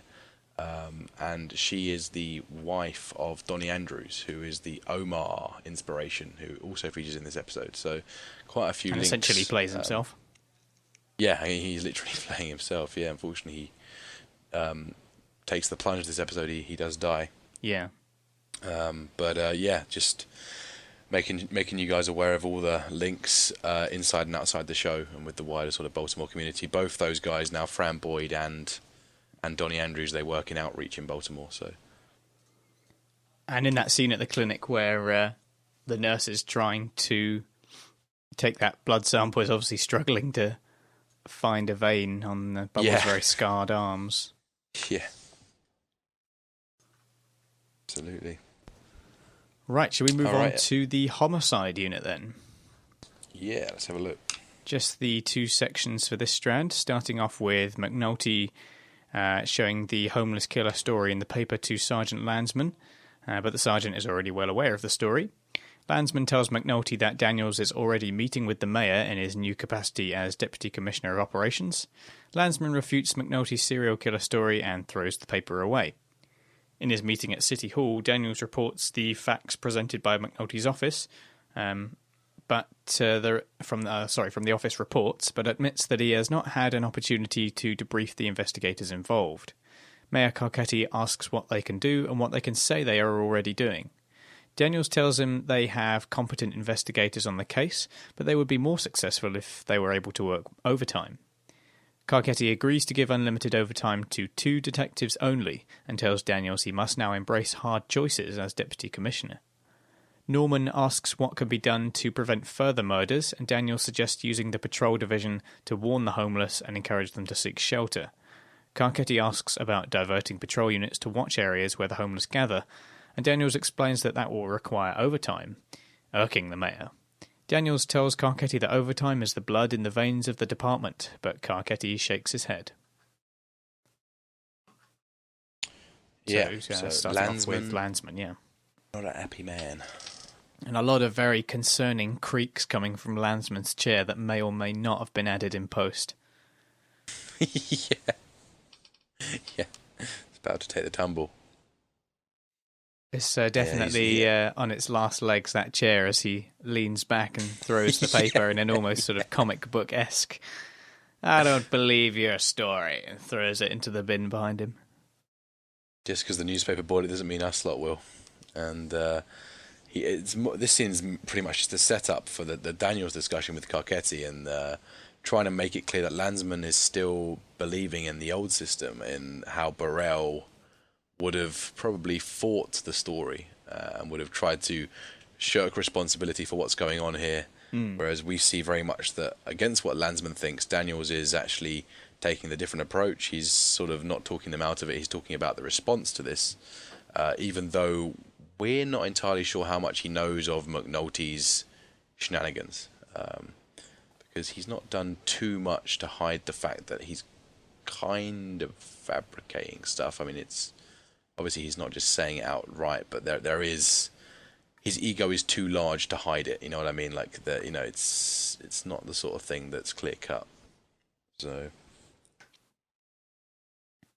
yeah, I guess there's certainly a bit of grandstanding on McNulty's part as well to make it clear how much of a big deal the case is. Yeah, that's certainly the difference, isn't it? Yeah. And Daniel's just taking a very by the book approach here. You know, I can do as much as I can, but I also need from you, namely overtime. And as soon as that word is mentioned, we are seeing the fruits of McNulty's plan. It worked very quickly as soon as they got the traction in the newspapers. So, that's right, yeah. The money is coming, and that money is here. It's just a case of how do we channel that into the Stanfield investigation. And the detectives very quickly this week work that out, and they do a pretty good job of working that out, actually. So, and as Carcetti explains, with the issues that he has with, say, the school system or various other economic issues that the city has, even more resources might have been diverted if it weren't for those problems. So it is just the 2 detectives, and the end result, this, as we see in the next section, is that Greggs is potentially being hauled off her triple as well. So McNulty causing a lot of attention, and in terms of what his plan is, he's going about it the right way. Oh, definitely, yeah. I mean, he's certainly got the cheek to push Bunk a little bit further, hasn't he, as well? When he says, "Oh, you shouldn't believe everything you read," or whatever, isn't it? And right in front of him. Is this the next section, by the way, when we're in the room with Bunk? That's the next section, yeah. Yeah. Okay, I won't go into this then, but. Well, we can move on to that now, unless there's anything else you want to say about the meeting that Daniels has with Carcetti and Norman. I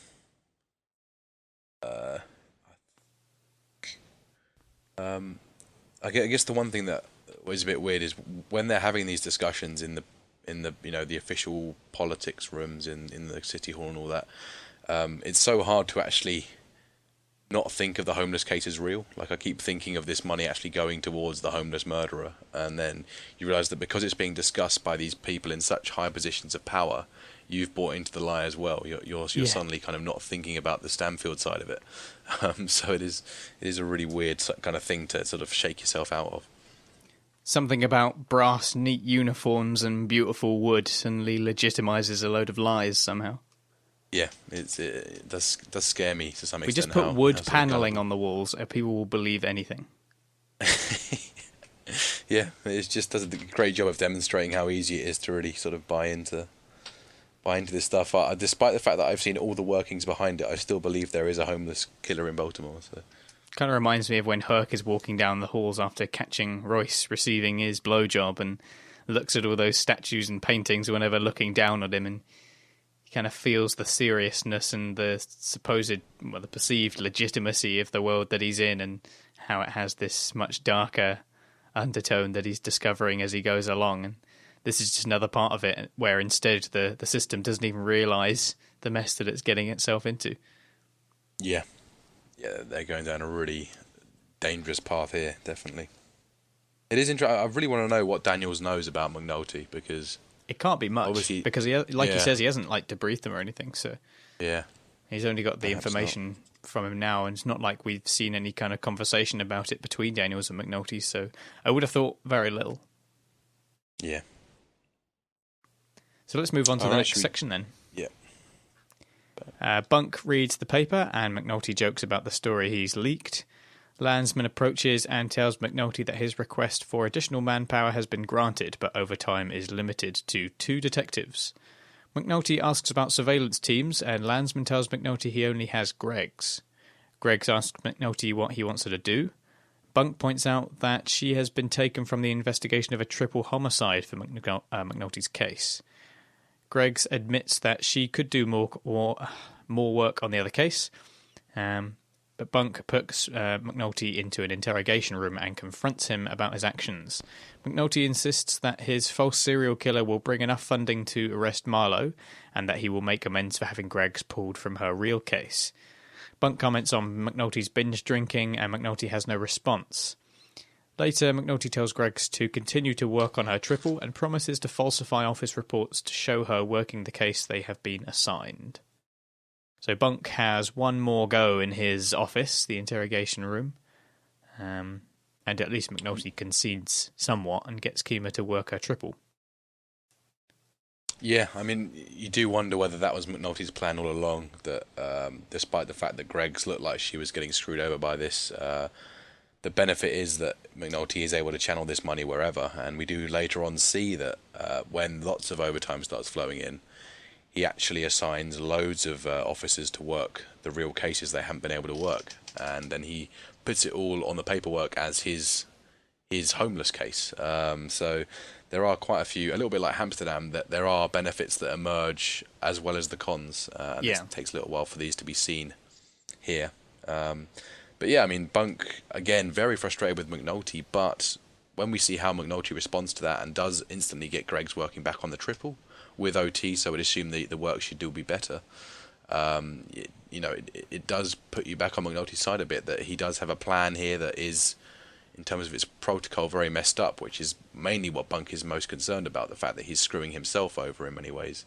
When you consider what McNulty's actual motive is here, there is a certain nobility in it that it's easy to side with McNulty as well, I think, in this situation. Yeah, his intentions seem more noble because of the end result, but how much damage is he prepared to do in order to make that happen? And there doesn't seem to be much of a limit at this state. Bunk's still giving it a good go to try and remind him of his responsibilities and how he is still concerned about his behaviour. But it's not really getting through. I think what McNulty does with Greggs is perhaps part of what you were saying, and that he may have had a plan to try and channel some of that energy into what he considers to be real police work. He kind of wants to put himself in charge about what constitutes real police work and what deserves those kind of resources, and he's found himself in that position. So he's not really going to have too much of a problem with giving that to Greggs, because he knows it is quote-unquote real police work. So I don't think it's as much as I'll do it because Bunk wants me to. I think it's because he sees an opportunity to fulfill part of his big moral plan, a chance to be the boss. Yeah, definitely. I mean, I think Bunk is just overwhelmed at the general lack of respect for the chain of command here, and the absolute going around the rules. But he does really take aim at McNulty's character in general this time. It's not just about the case, it's about what McNulty has become. He does put it in quite raw terms. What little time you do spend sober, you're working murders that don't even exist. Which is, again, a very alluring argument for the other argument. For the other side of the argument at least, that he is just sort of all over the place and he has lost all semblance of a sort of life, sort of living in this constant balancing of the scales, really. He's never sort of resting, and he's constantly putting himself at risk and finding ways to destroy himself further. But there is constantly at the back of it this real noble end goal, which is hard to look past. Yeah, certainly a lot of bad things happening to get a good result. Yeah. Is there anything else about the homicide unit before we move on to the movements no, I mean, that are made all that, for the Stanfield investigation? No, I mean, yeah, but despite what we discussed there, I think the main thrust of the homicide section is just to make it clear to us that something else needs to happen. I mean, they've got a little bit of OT kicked out for 2 officers, but when it comes to Marlo, we're going to need surveillance, we're going to need wiretaps, hopefully. And so it becomes clear that there needs to be either perhaps another murder or, as they later discuss, some sort of phone involvement to get the wiretap angle going. So I think that's obviously what the homicide section sets up here. Yeah, it just wouldn't be right not to have our wiretap, so that's kind of where it leads us into. Yeah. So let's take a look at our Stanfield investigation strand then. So Herc returns to Levy's office at night and copies Marlo's contact details. He then presents Stanfield's number to his old partner, Sergeant Carver, before his morning briefing. Herc asks Carver to consider the favour in mitigation of any of his past actions that might have upset him, and also to remind Stanfield of Herc's lost camera when he's arrested. Carver later finds Lester Freeman leaving the Davis detail office, and he gives him Stanfield's number. Freeman is amazed and asks where Carver got the number from, and Carver tells him that it was police work. Lester calls the number posing as a takeout customer and confirms that it does indeed belong to Marlo. Lester then takes the number to Daniels and appeals for more manpower to staff the case. Daniels tells him that it's not possible, and Freeman demands that Daniels go to the mayor, but Daniels refuses and is now angry himself, telling Lester that having already appealed to him for the major crimes unit and the homeless murders with extremely limited success, he will not ask a third time when he knows what the answer will be. Yeah. So, seeing a little bit of Freeman here for the first time in a while. Herc gets to do Carver a good deed, which then lets Carver do Freeman a good deed. And certainly a very shocking development for Freeman. Suddenly their wiretap is falling into their lap, or certainly the idea that that's what they need to do. And we obviously get one of those moments with a humorous crank call. I think Carver gave us one with the some sort of Chinese takeaway in season 1. Of course, the famous Prop Joe one, the Irvin Pepper of Pepper and Bay Leaf. I mean, it's no Irvin Pepper by any means, but it's again another one of those great moments. Those good test calls. It also makes it part of why it's maybe the smartest thing Herc has ever done. And obtaining this number and passing it on certainly has a massive impact and is ultimately Marlo's downfall, really, because it paves the way for the wiretap, which gets the pictures, which then unlocks the codes. It's hard to see how the case against Marlo would be nearly as strong without this first piece of information. So it's quite the chain of events that brings it into Lester's hands, really. Yeah, no, it is. All of it feels pretty well done. It all feels quite natural because we see all elements of it, and it's nice. It's a very exciting development, certainly, and then it's quite crazy to see Freeman clearly having gone off the rails to a fair extent, like McNulty, when he goes to see Daniels and just has no fuse. The temper is just immediate, and just getting incredibly riled up. When normally he would be a lot more nuanced in his talking to the bosses, and kind of respecting that there is this chain of command that has to be accommodated.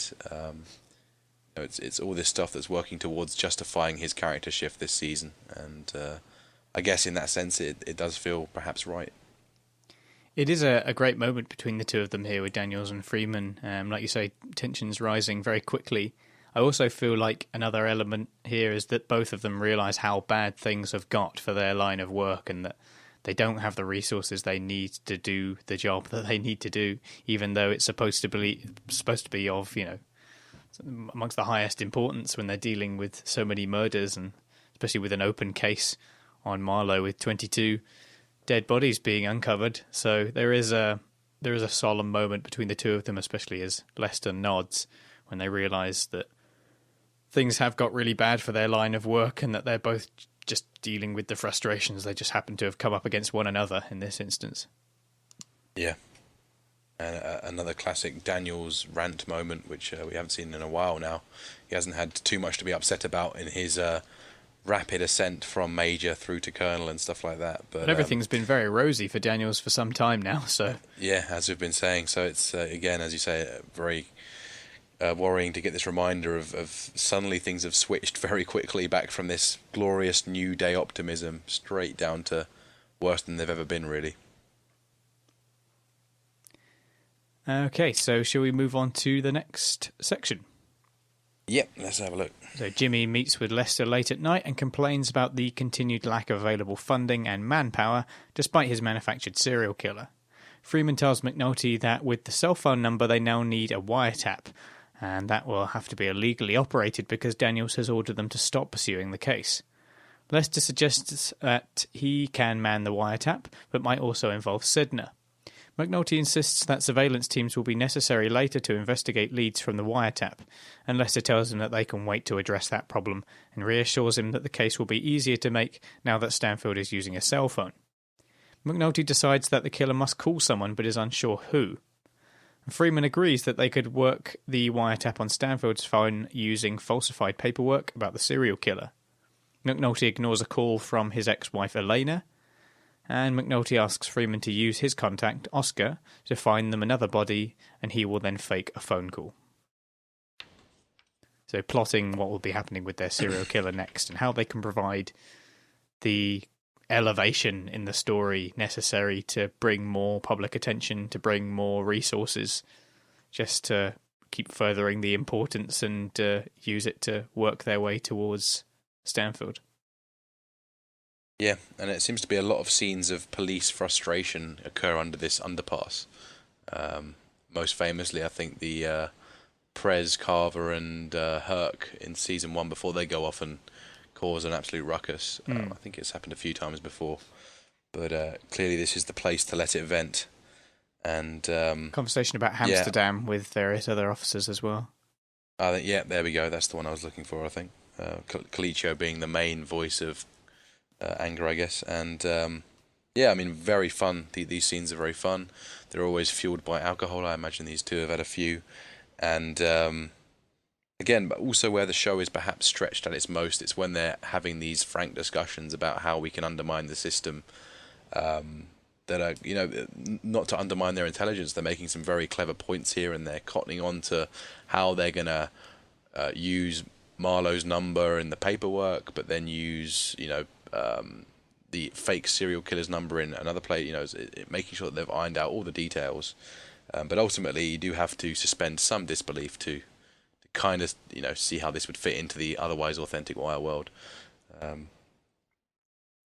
Yeah. Yeah, I mean, I can't help but think that this stunt with the wiretap makes Lester and Jimmy no better than Herc and Carver with their fuzzy Dunlop escapade back in the urban crime environment.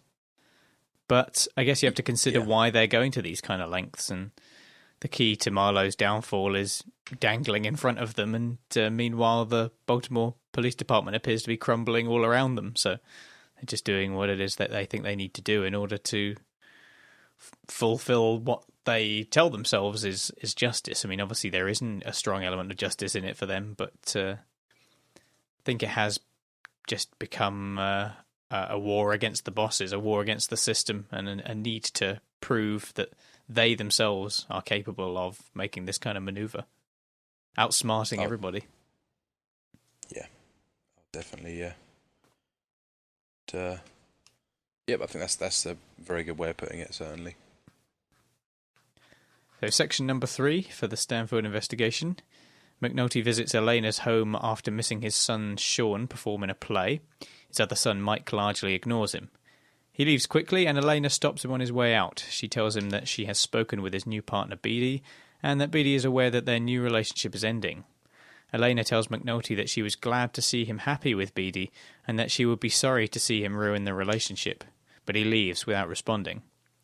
The next day, Beatty visits the homicide unit while McNulty sleeps off a hangover at home, and confronts Bunk about McNulty's behaviour. She tells Bunk that she does not want to know what McNulty has done, only if it's worth prolonging the relationship in hope that his behaviour will change. She tells Bunk that she is ready to throw McNulty out, and Bunk tells her about McNulty's case, but Beatty refuses to accept the explanation as a police officer herself. Bunk tells her that he can't tell her what to do, and she tells him that she doesn't like giving up. Later, McNulty arrives, and Landsman tells him that the killer has called the Baltimore Sun and dispatches McNulty to deal with it. So despite everything, Bunk's still keeping Jimmy's secret to protect the department more than anything, because it's a story so volatile that there's no way that it can get out. But it's interesting that Bunk is kind of unwilling to provide any information here to Beatty. Yeah, I mean, obviously he wouldn't have to reveal anything about the serial killer, but he's still remaining loyal on any of the other domestic issues that McNulty's run into. I don't know whether that's out of loyalty for Jimmy, which you feel may have been very stretched recently, or whether it's just because that's not really his place to have an influence on. If he does say too much, he'll just be perhaps used as a scapegoat by either of them. And it's it's a very tricky situation for Bunk to get put into, and I certainly felt for both parties in that conversation. I think he just wants to involve himself with McNulty's personal life as little as possible. Yeah, it's just he is self-destructive to the max, and you don't want to bring yourself into that destruction that he brings on himself. You got to keep yourself away from it. But you could tell that he was really, really, his heart was going out for Beatty. But you can't make any promises when it's McNulty. He is a very volatile person. Yeah. And this was, of course, preceded by Elena's cameo, which was again a really, really good scene, quite touching. Mike and Sean's as well, I suppose, if you count them too. Yeah. I think those three top out the 5 cameos, just fantastic. I mean, first of all, I guess we have the whole absentee father stuff to begin with. Quite cringeworthy, really, to see McNulty popping in for 2 minutes, pretending to be this father figure, although convinced himself that he probably is, making these sort of cringy dad references to the Ramones' glory days and all that sort of stuff. And seeing as how far Mike and Sean have grown up as well, there's clearly a lot that McNulty has missed. Absolutely, and they're just not fussed at all. I mean, teenagers aren't fussed at that age about anything, but there's probably an extra element of it here, that he has been away for so long. I mean, he's just some guy that turns up every now and again to them. Yeah, and just is a nuisance generally. Yeah, because so he was meant to turn up for some concert, wasn't he? I think it was a play. He again missed. Some play, yeah. Well, I think it was a musical. I think it was a musical performance, right? Because he asked him to put a rendition of it on for him. All right. So nice to see that McNulty metaphor as well when he's boxed into Elena's front door window, coming back at him again, because he's mostly escaped the divorce battles of the earlier seasons. Those two have gone more in their separate ways now that that's been settled. But once again, he's sort of being plunged back into this. And just everyone who's close to McNulty reaching out with the same information, that he needs to think about what he's doing and that he is ruining a perfectly good relationship. And everyone's kind of telling him the same things, but he's just not listening. Yeah, I mean, that's the second half of it. It certainly gets very real when Elena starts really imploring him to just turn it around, and no one more than her can understand what it is like, because she's been through it as well. And I'm sure she'd want the worst thing in the world would be for Beatty to go through it as well. It's a real call for change here. Very, very difficult for us to hear as well as for McNulty to hear. He quite revealingly just says nothing and walks away, I guess trying to repress the way that he's rationalised it so far, I guess based on the importance of arresting Marlo for all of the neglect that he's put on those close to him. So, yeah, good to see. And I like how it speaks a lot to Elena's development over the show. As I said before, they're no longer in these divorce battles. They're no longer sort of catting at each other. Elena very much feels like she's a few years older and wiser and is a bit more settled and a bit more resolute with the situation between those two. And, you know, her plea is quite touching, and it's odd that she can still be happy for him. She very genuinely tells him that she can still be happy for him, you know, even if she won't herself dare go back to him. So, again, a very good send-off for a character. She clearly moved on quite a bit. Yeah. Okay, so section number 4 then. Yeah, I was just quickly going to mention Dead Meadow as well, the band upstairs. Which is, I believe, David Simon's nephew's band, which has been featured on at least 2 episodes. So there you go, just making little sure plug there. Got all the plugs in, yeah. Plug some books, plug some music. Yeah, everything. Okay, so at the paper, McNulty finds that it is Scott Templeton who claims to have received a call from the killer. Templeton has fabricated details about the killer's intentions and created a grudge against the paper's stories as the reason for the call. Templeton suggests that the killer got his number from the cards he was giving out to homeless men, and Gus reminds Templeton that the story would embarrass the paper if it proved to be a crank call, and worries that there is no way to verify the caller's story. Scott gives McNulty the number of the payphone, and McNulty takes a description of the caller's voice from Templeton. Jimmy asks for Templeton's notes, and the Sun's legal staff intervenes, telling McNulty that the notes are the property of the Baltimore Sun. And off the record, McNulty duplicitously confirms that the caller had some correct details, inventing a second call that was made to the police. Kleber now asks McNulty if it is all right to include the details in their story, protecting them against someone else taking responsibility for the call. McNulty tells him that doing so would assist in their investigation. McNulty tells the reporters that they cannot reveal that the killer has also contacted police, but gives them the quote that police are taking the call seriously. He asks for consent to monitor the paper's phones, but they object out of fear of losing their confidentiality in discussions with sources. Templeton suggests that they will tap the payphone, and McNulty insists that they not print that, as that will encourage the killer to change his pattern. So, yeah, Jimmy learning that obviously you can't bullshit a bullshitter. There's some very interesting scene going on here where Scott is sort of playing part of this lie and then sees McNulty extend it even further.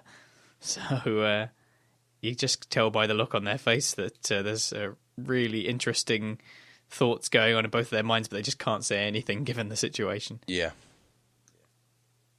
This scene is followed up nicely later on when when everything has been said and done, they have their sort of moment where they can speak clearly about what's been going on, and McNulty's not very happy at all with Scott, but that's for another day. Yeah, I mean, incredibly bold for Templeton to go and do this, considering he must know that Gus is still sniffing out his bullshit status in the office. And again, he's saying all these sentimental aspects, you know. He rang me and a chill ran down my spine, and you know, all these. His mind seems to work on this Pulitzer dialogue, and it's just, yeah, what a fantastic scene. Just really, really interesting psychology going on here. So much that's not said. Interesting to wonder how much Gus is cottoning onto. He seems to cotton onto a fair bit of it at the end when he says, you know, and I was convinced this was all bullshit. And there's still an element of his tone of voice that suggests that he knows that it is. Yeah. So it is it is a very, everyone's played into a corner here, certainly. Yeah. So those two taking steps to admit to one another that they're bullshitting towards the end, and that they're both sort of spinning this web for their own goals, and they're having to work that out whilst also maintaining composure in the conversation, and particularly once McNulty makes the move of talking about the call that the police department received, that's obviously the switching moment, and Templeton has to process this, and his face is pretty priceless actually at that point. Yeah. And I feel like McNulty also said that to see if Templeton was actually that was his test, and it was clear to McNulty that he was actually making it up. So, yeah. Now they have to be careful that their lies don't contradict. Yeah. don't go cross over in a way that causes them more problems. Yeah, I mean, whether he likes it or not, both McNulty and Templeton are very deep into something they're going to have to tiptoe around now, as you say. And if they can play their cards right, they're both going to get what they want from it. They're kind of in it together. Yeah, although McNulty doesn't really know what Templeton is doing it for. Yeah. I don't think Templeton knows exactly why McNulty is doing it either, so it's a very strange situation for them both. And we also get a bit of insight into a bit more of sort of newspaper workings insight, where we have that legal aid that they have that's giving advice about various bits being property of the paper and whatnot. Yeah, that's right. Yeah, they're very cagey about having their phones tapped, which is fair enough, because if anyone did find out that they've been authorizing taps and stuff, that they may well lose their credibility to sources later on. So, and about the notes on, say, Scott's notepad, just they are property of the paper, so yeah, they're that's not willing true, actually, to take a direct copy.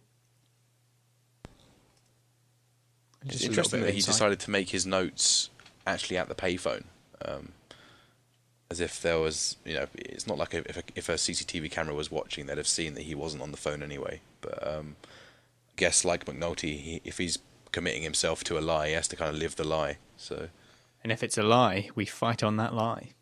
Yeah, there we go. Everything is connected. Is there anything else you want to add about this scene here, or shall we move on to our final section for Stanfield investigation?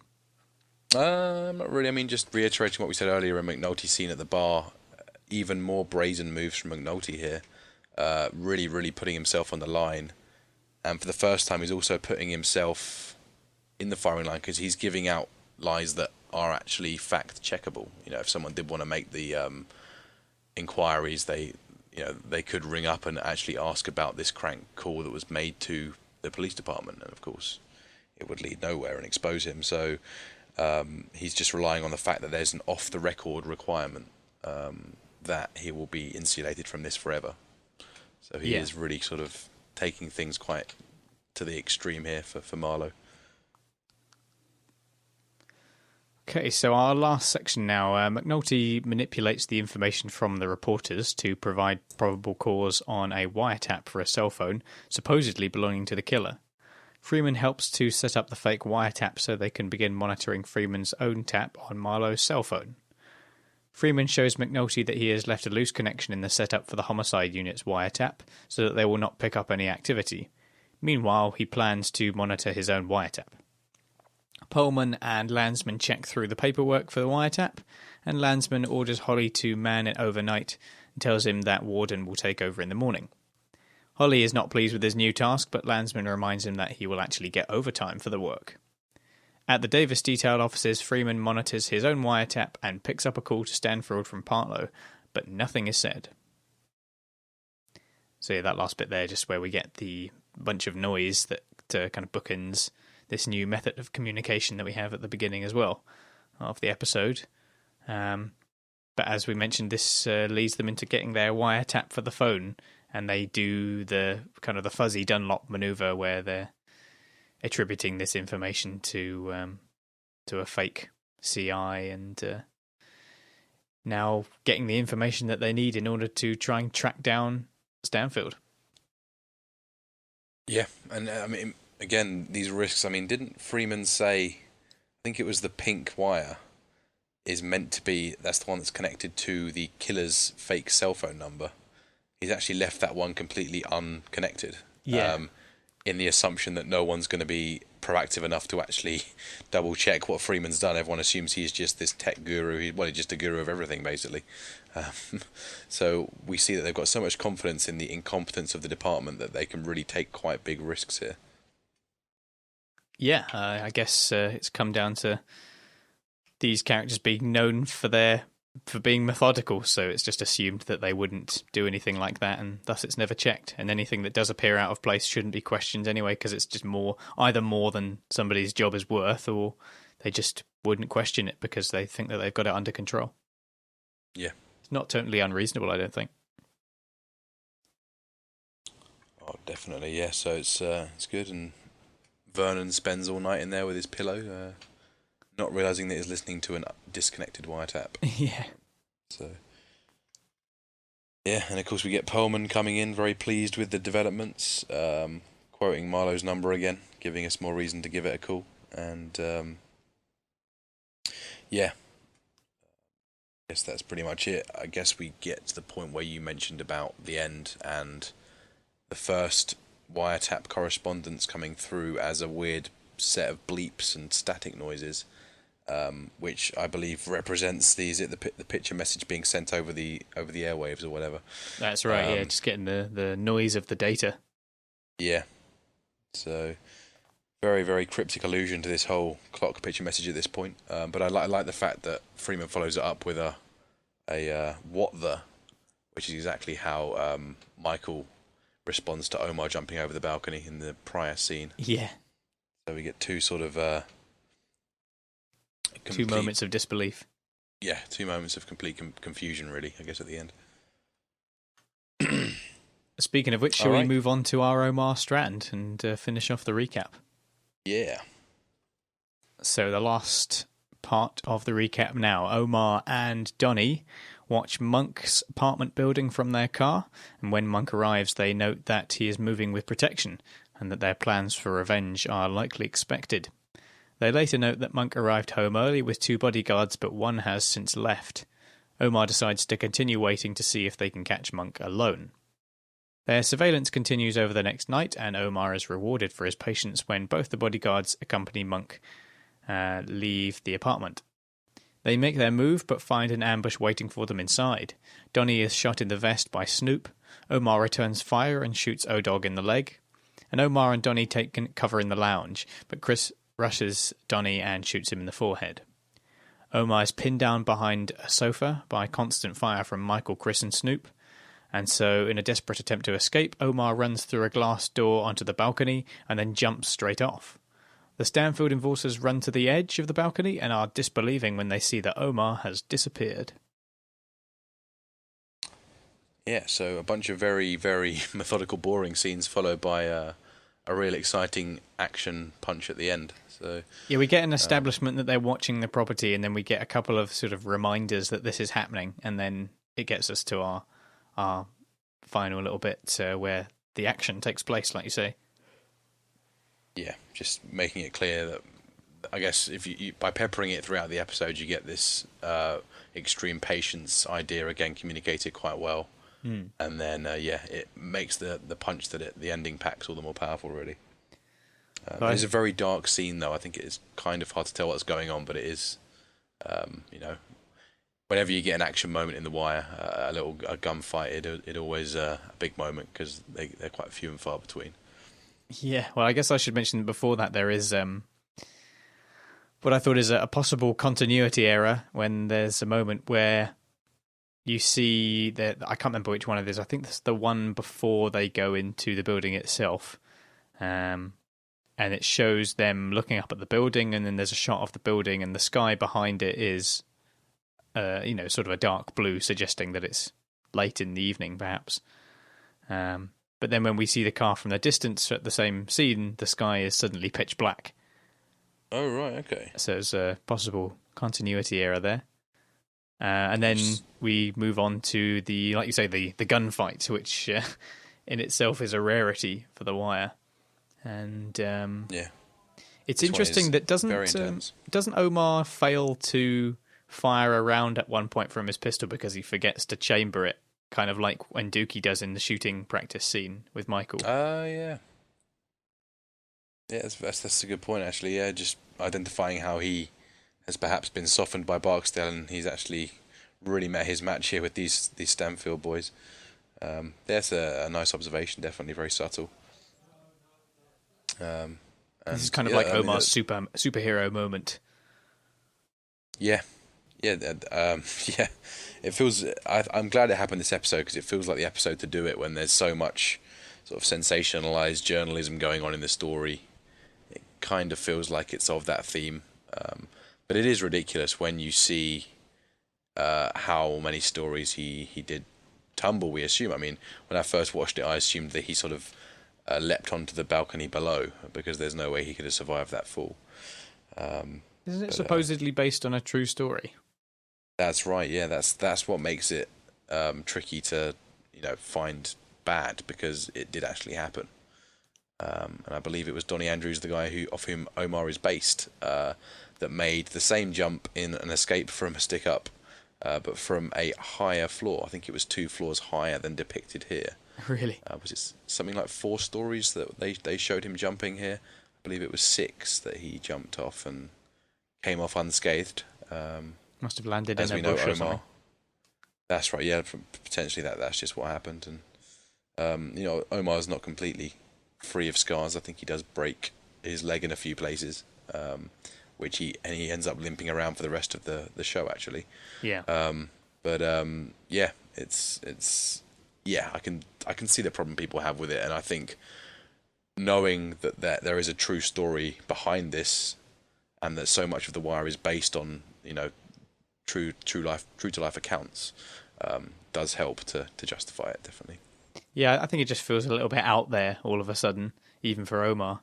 Yeah. But like you say, in an episode that is largely about sensationalization, it does come with some justification, plus the it being based on a true story that is apparently even more wacky than the fiction. Yeah, I guess it is, to a certain extent, all about the landing. If you can get it just right. I mean, obviously, if you're falling off bloody Mount Everest, it won't make a difference. But I doubt he's reached terminal velocity in 3 or 4 floors.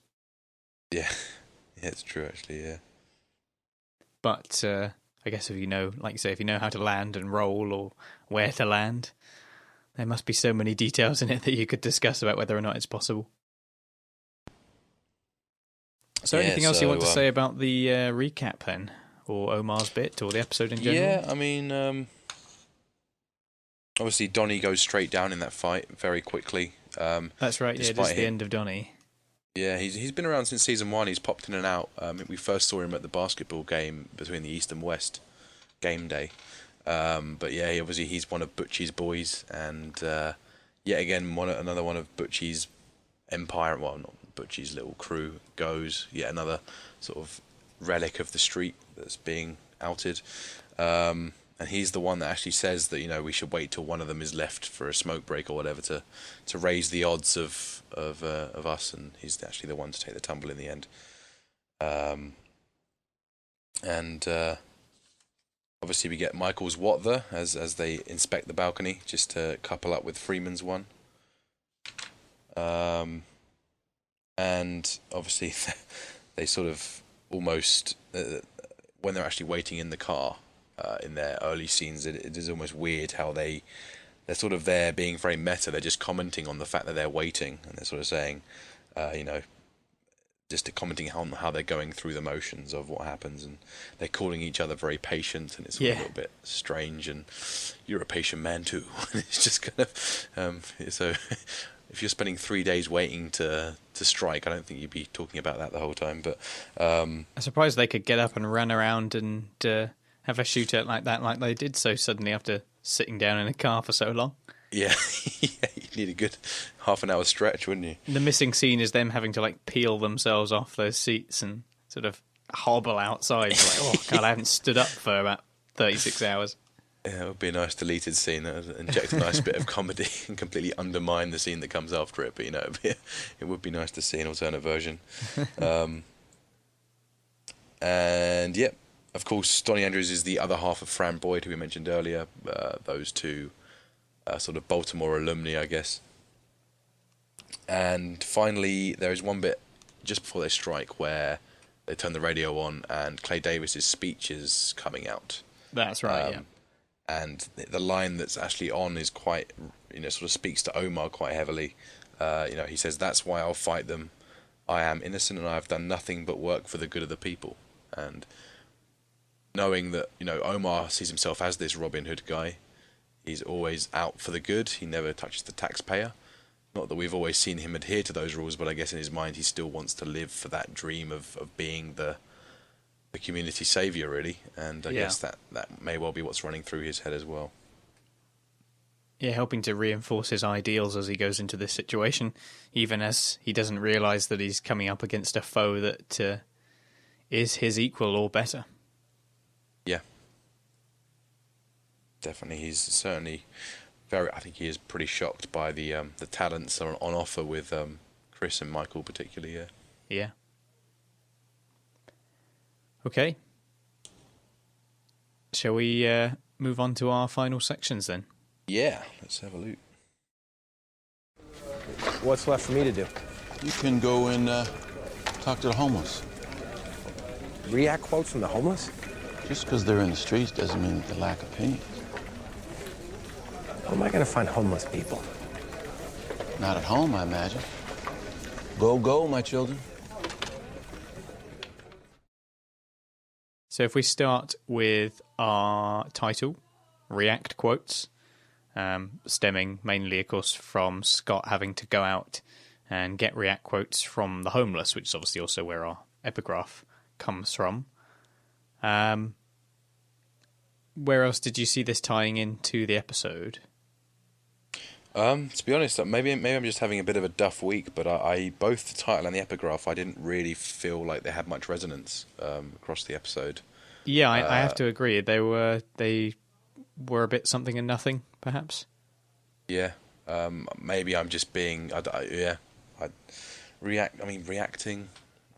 We'll react every week, but I mean, yeah, it's just the theme this season is for journalistic jargon, I guess, as the titles. And in previous episodes, they've worked a little bit better. This one, is there a big reaction to anything here? I guess we haven't really gauged the public's reaction to the whole eruption of the homeless serial killer murders as a real thing now, but there's a vague allusion there, perhaps. But yeah, I think if anybody wants to chime in on this title about how it ties in more to the episode, then by all means, drop us a line, drop us an email, because I do agree with you here. It's a bit of a dearth on extra meanings because it's a bit too general. I mean, like you say, people are always reacting to things. There's, of course, McNulty's and Templeton's reaction to one another's involvement with the big lie. There's Michael and Freeman's reactions to their confusing discoveries. But, it's not really enough to make it that kind of satisfying connection that one expects from a title. no, definitely. And I think the same is to be said of the epigraph. I think there were better options in this episode. How do you get from here to the rest of the world is definitely a better one, I think. I think the one about Wayland's grief as well. Yeah, definitely. Where it is about shame. So there's not as much value in shame as you think there is. So yeah, you could have found a few there. Or you could have had Clay's 3.5 second long shit, which has got to be the longest one ever. I mean, that alone. Yeah, we forgot to mention it actually. That was his, I think, the high point of his career there. Is there a longer one? I think because I do remember they get longer and longer as the show progresses. I think this has got to be the longest one. There's of course Norman's sarcastic one. Yeah. To Carcetti, which isn't long as well, but it's not Clay. So. No, it can't quite live up to those standards. In terms of the epigraph itself, where it has Haynes, obviously, just because they're in the street doesn't mean they lack opinions. It's kind of part. I don't know. It feels a little bit more. Gus as a mouthpiece for particular ideas being presented to the audience rather than anything interesting being added to the story or being given to a character.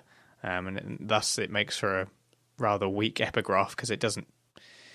Obviously, it makes a point about about the forgotten and the homeless and the people who have been left behind, and especially where the episode touches on the working poor. But it just fails to resonate here somehow. It just doesn't tie in too much. Yeah. And it's information that we've gathered just from seeing these scenes. It doesn't feel like it's extra as part of the epigraph. I think Gus had a few too many sort of journalistic cliche lines this episode anyway. If it bleeds, it leads. Exactly. I mean, there was another one as well in there, I'm sure, and it's just stuff Even like that would have as been you better. say. What's that, sorry? Even that would have been a better epigraph. I know, Yeah. obviously, it's meant to be a sort of journalistic cliche or saying or whatever, but yeah, even that would have been better. Yeah, definitely. I mean, that would be getting on, but as you are talking about Gus as this mouthpiece character, and particularly this episode, he didn't really have much bearing on the plot. I mean, it was Templeton and Alma a little bit as well that really moved things forward here, and Gus was just the guy in the background moaning and sort of being that reminder of the standards that we should hold ourselves up to, sort of thing. So yeah, there's not a lot I can say. I mean, the only possible allusion I can think of really is with Clay Davis and people without question believing in his, assent and his justification for why he shouldn't be taken down for corruption. But even then, that's sort of stretching quite far with the way that quote's set up. So, and that would be obviously be an ironic use of that sentence as well. So, And then with our season 5 cameos, we kind of covered them here, didn't we? We have Elena, we have Royce, we have obviously the two kids, Sean and Michael, and Cutty. And Cutty, yeah. So it's quite a bunch there. So anything else about season 5, episode 5 react quotes? No, a good episode. I think if you are one of those people who is very skeptical and doesn't buy into the whole serial killer stuff, this is possibly the worst episode so far, because it really does, go big on that stuff. But I think for us two who value that as a good sort of satirization of what's come before, and sort of challenging what's come before it, and I think you put it really well in the under the underpass discussion about how they're sort of planning against the system rather than just planning against Marlo. It's about something bigger. This is the episode that really moves that into sort of momentum. Okay, well, thanks again for joining us for Caught on the Wire. That's kind of, we're past the halfway point for season 5 now. Just the last 5 episodes to go now. And feel free to drop us an email. Obviously, time is running out for us to deliver this message. I guess people are more than welcome to keep sending us emails as they hear the episodes, and we can just respond to them via email. But in terms of us responding to them on the show, time is definitely running out. So if they've got something that you want us to say, that you want us to read out, or you want us to discuss of any points that you've got, then send us an email at caughtonthewire@gmail.com, or visit the website caughtonthewire.wordpress.com, where all the other episodes are, and there's a contact page if you want to use that. And we shall put up that animated video as well that we mentioned right at the start, the animated title credits, which is really nicely made. And actually you think that it wouldn't work, but it actually does. And still kind of manages to maintain a lot of the feel. As the opening, it's sort of loyal enough to the actual feel of that opening sequence that it totally works, whilst also being, really interesting. Quite fresh, very fresh. Yeah, I mean, there's only so much we can say about it. You really just have to go and watch it, I guess, really, isn't it? And but it's check that out on the old blog. And we shall see you next week. We may also be a couple of days later next week as well, but I'll keep you updated on the blog. But there will be an episode at some point next week. It just may be at the weekend rather than the Friday, and hopefully we'll try and get back into the regulars for the remaining episodes. So until then, thanks very much for joining us, and take care.